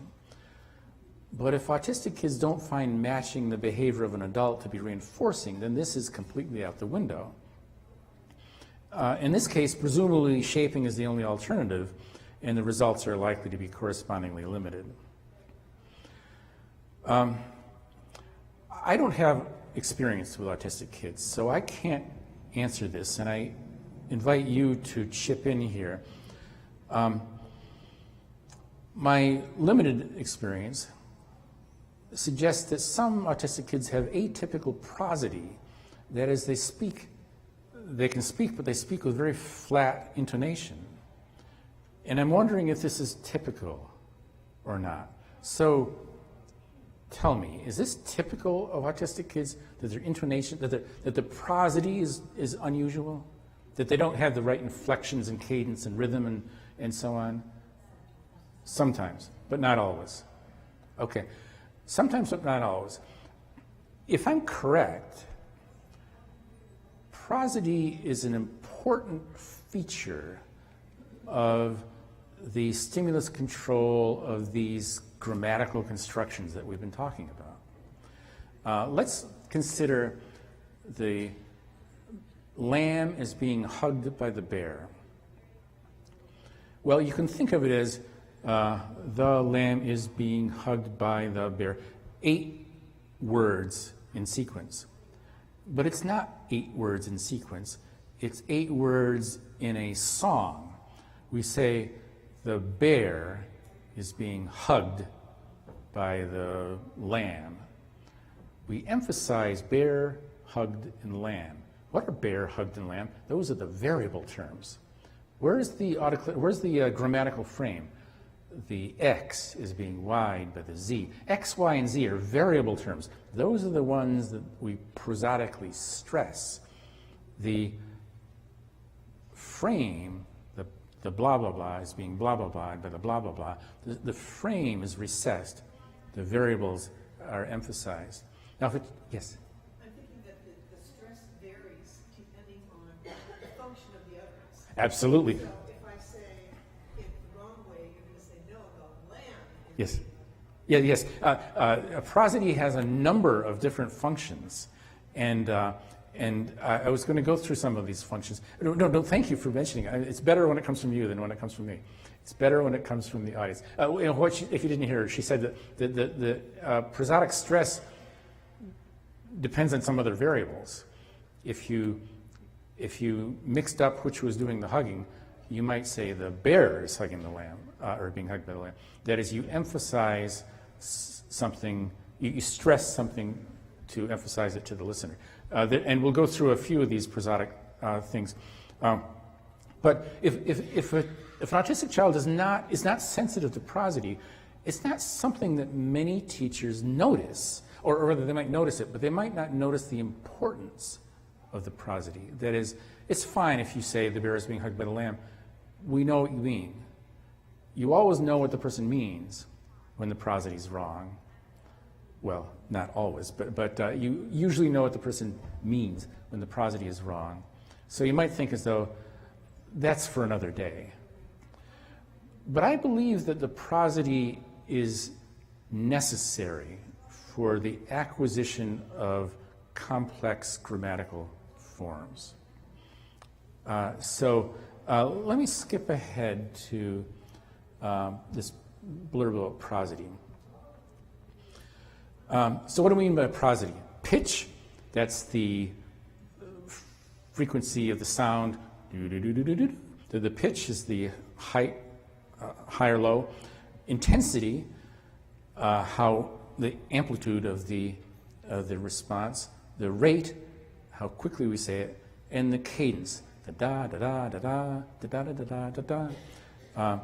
These are four aspects of prosody. And they serve different functions. Prosody betrays affect, how we're feeling about something. It differentiates otherwise verbal forms, identical verbal forms. So I walked to the door of the greenhouse is different from I walked to the door of the greenhouse. A greenhouse is one of those glass things that plants grow in. A greenhouse is a house that's painted green. And the difference is in the prosodic structure. And if a child doesn't get that, if the child says everything in a flat affect, this is maybe trivial, but you don't know whether, you have to depend on other cues for whether it's a greenhouse or a greenhouse. Conduct and conduct. There are many, many, many examples of this where we have these verbal forms that are differentiated only by their prosodic structure. And again, if a child does not discriminate these prosodic differences and emit them in corresponding ways, then the child is going to be behaving in a way that's atypical. Provides autoclitic contrast. The doctor ordered you to stop eating anchovies. And this is the type of prosody that this woman was referring to a minute ago. The doctor ordered you to stop eating anchovies. The doctor ordered you to stop eating anchovies. The doctor ordered you to stop eating anchovies. I can eat all anchovies I want, but you have been ordered not to eat them. The doctor ordered you to stop eating anchovies, not fill up your plate with anchovies. The doctor ordered you to stop eating anchovies. You can catch all anchovies you like, just don't eat them. The doctor ordered you to stop eating anchovies. You can have capers and other ghastly things in your pizzas, just not anchovies. So a different function of prosody from these others. It alters the function of an utterance. Hal drove to Boston is a question. Hal drove to Boston is a declaration. It marks the boundaries, referring to this altering the function of an utterance. Hal drove to Boston. Are there any native Chinese speakers in the audience? Well, it doesn't matter. You all know what I mean. I had a student named Sarah Zhang, and she was one of my advisees at Smith College. And I said, Sarah Zhang. She said, no, Sarah Zhang. I said, okay, sorry, Sarah Zhang. She said, no, Sarah Zhang. And I said, Sarah Zhang. She said, no. Listen, Sarah Jong. Well, I couldn't hear it, but she could. There's some discrepancy between the way I was saying it and the way she was saying it. I was like an autistic child. I wasn't attentive to, I didn't discriminate. I didn't discriminate intonational differences or variations in what she was saying. I couldn't hear them. Obviously, my auditory system was hearing them in a sense, but I was not responding to them as a listener. I did not have a discrimination history with respect to these variations. Well, if an autistic child does not have these discriminations, then the child isn't going to discriminate between Hal drove to Boston and Hal drove to Boston. It marks the boundaries of verbal operants. I bought cream cheese and crackers. Or I brought cream cheese and crackers. Is it 3 things you're buying or 2? Are you buying cream cheese or are you buying cream and cheese and crackers? Declarative sentences end in a prosodic downturn. Interrogative sentences end in a prosodic upturn. Clauses are marked with distinctive boundary pauses, and some phrases are marked off by pauses. So the cadence of our speech chops up segments of verbal stimuli into grammatically unitary, what Skinner would call an autoclitic frame, typically. And it controls the transitions in the speaker's ongoing. So these are all listener phenomena, but it also controls the behavior of the speaker. The prosody of the speaker's behavior, I think, controls transitions in these grammatical frames. That is, the speaker is speaking. As the speaker speaks, the speaker is chopping the utterances into behavioral units. And it's the chopping into units that provides the feedback to the speaker himself that the unit is complete, and now it's time to move on to the next unit. So let's take something like I called the doctor up. Well, call X up would be an example of one of these grammatical frames, where X can be any kind of person that's called. So you can call the doctor up, the plumber up, your sister up. So call X up is a frame. The trouble is, how do you know when it's time to say up? What are the controlling variables for the response up? Well, obviously call is relevant. There's an interverbal relationship between call and up. But there's a variable term in the middle. The variable term can be as short as Sam. I called Sam up. Or the doctor, which is 2 words. I called the doctor up. Or it could be, I called the doctor whom you recommended up. Or I called the doctor at Mass General Hospital whose specialty is kidney dialysis up. Up, the linguist has an easy explanation. What's in between call and up is a noun phrase. But a noun phrase is not a behavioral unit. What is the behavioral unit? Well, I'm suggesting that that prosody provides intrinsic cues to the speaker that we're done with a unit. That is, when we say, I called the doctor who works at Mass General Hospital and is expert in kidney dialysis, I sort of run it together in a quick monotone, and then I end with a downturn. There's a comma there. Not really a comma, but there's a downturn. That's the time. That's the controlling variable for up. So I think prosody is a piece of all these grammatical puzzles that we're dealing with. And if an autistic child is indifferent to prosody, then it suggests if my thinking on this is correct, it suggests that they would have trouble with complex grammatical constructions. Now that doesn't mean you can just wave a wand and fix it. I was talking with Miss Brown. I've forgotten Miss Brown's first name, but began with a B. Where are you, Miss Brown? Yes, okay. What's your first name? Beverly Brown. And another person about this over the break. How do we get a child who's indifferent to prosody to attend to it? Well, I don't know. You people are the experts, but one thing that comes to mind is playing prosodic games. Getting the child. Can the child? Will the child enjoy playing a drum game where you go, and the child has to go. If you can get the child to imitate a prosodic pattern with drums, then presumably you can move to prosodic pattern with words. Ba ba ba ba ba ba ba ba ba ba ba ba ba.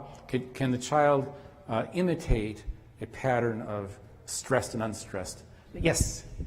A lot of the children that I've seen with autism, where language is an issue, a lot of times their therapeutic staffs, their behavior specialists and their supports do use the childhood songs with all the rhythm, pitch fluctuation, etc.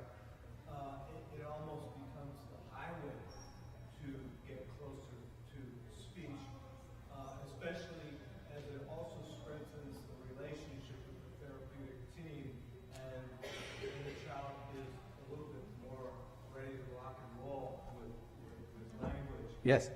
Also, in terms of children modeling after other children, a lot of times that's a specific question I ask about when I evaluate kids, like what's your child like on the playground? Do they watch other children there?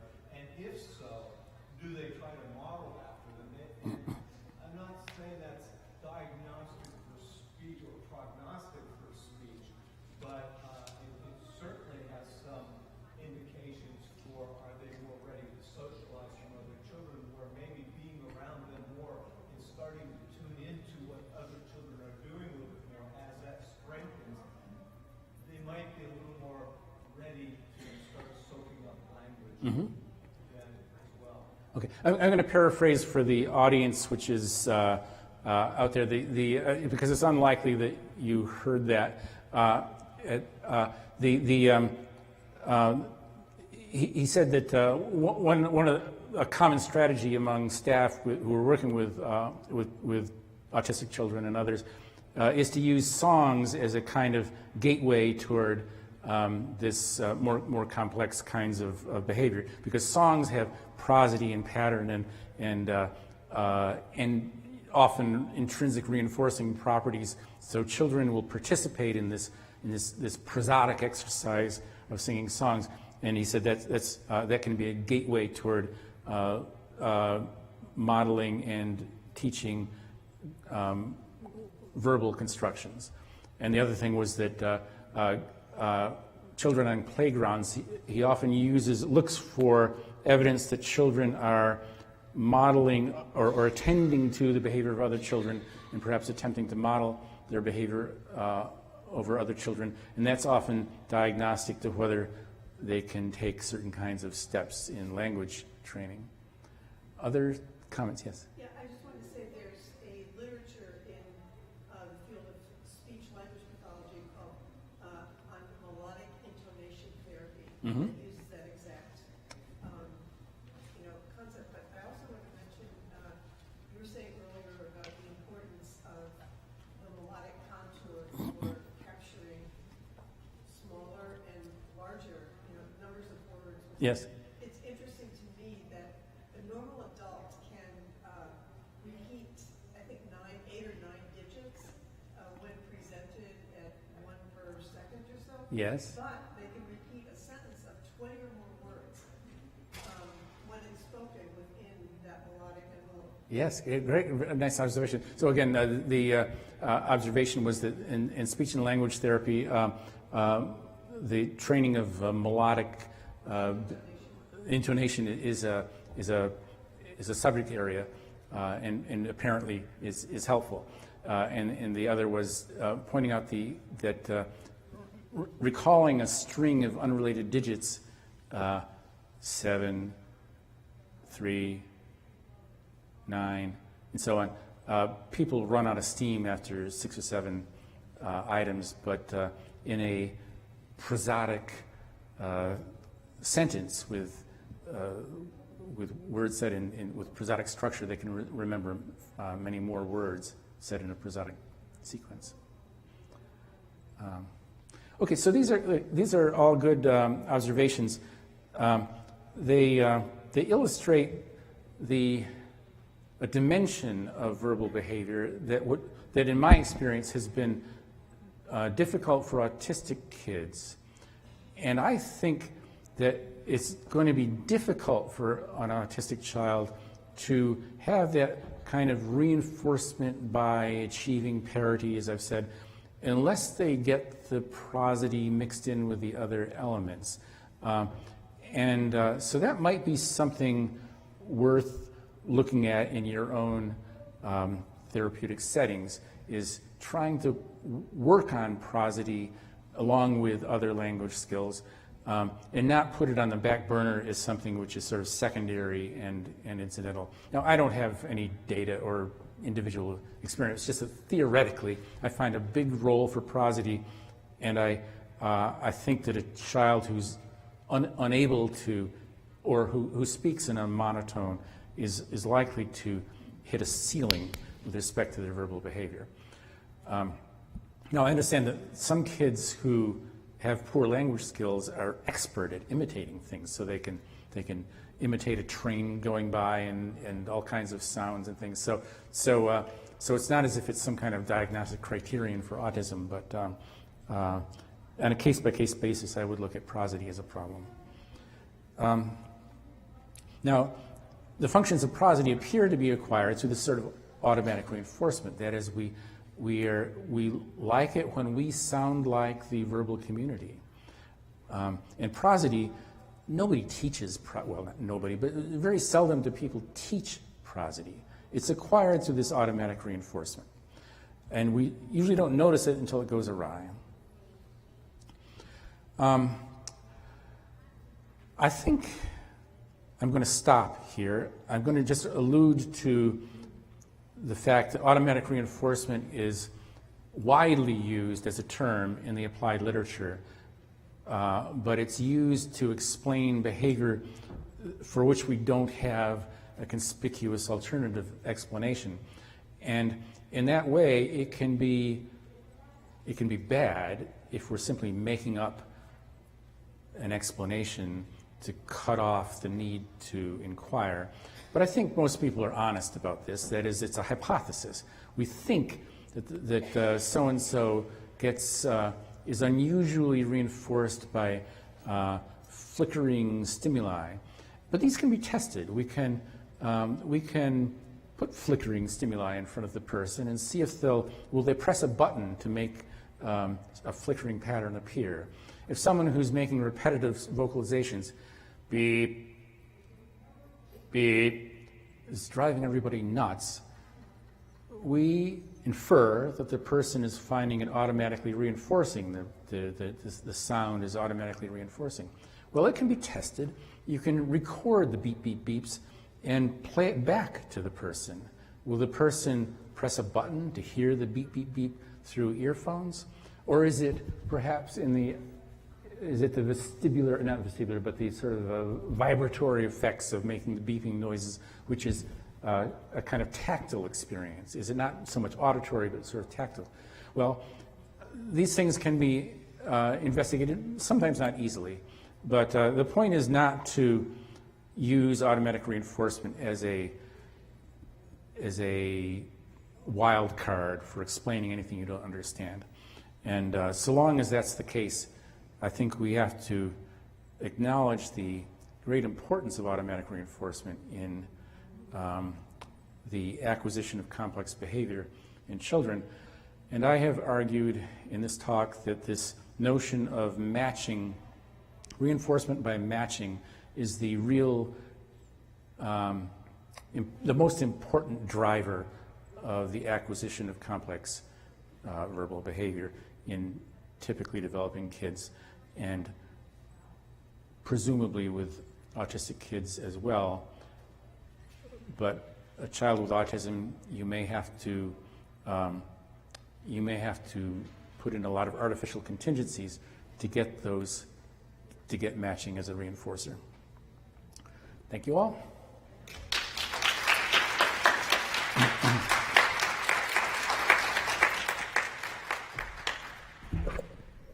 Thank you so much, Dr. Palmer. Remember, anyone seeking social work CEUs must sign in and out daily at the registration desk. Please complete an evaluation for this session through the Groupio app. The session number is 75, and the speaker was David Palmer. And the code is Z as in zebra, A as in apple, G as in garage, 778. That's ZAG 778. Anybody need me to repeat that? All right. Thank you again, Dr. Palmer. That was wonderful.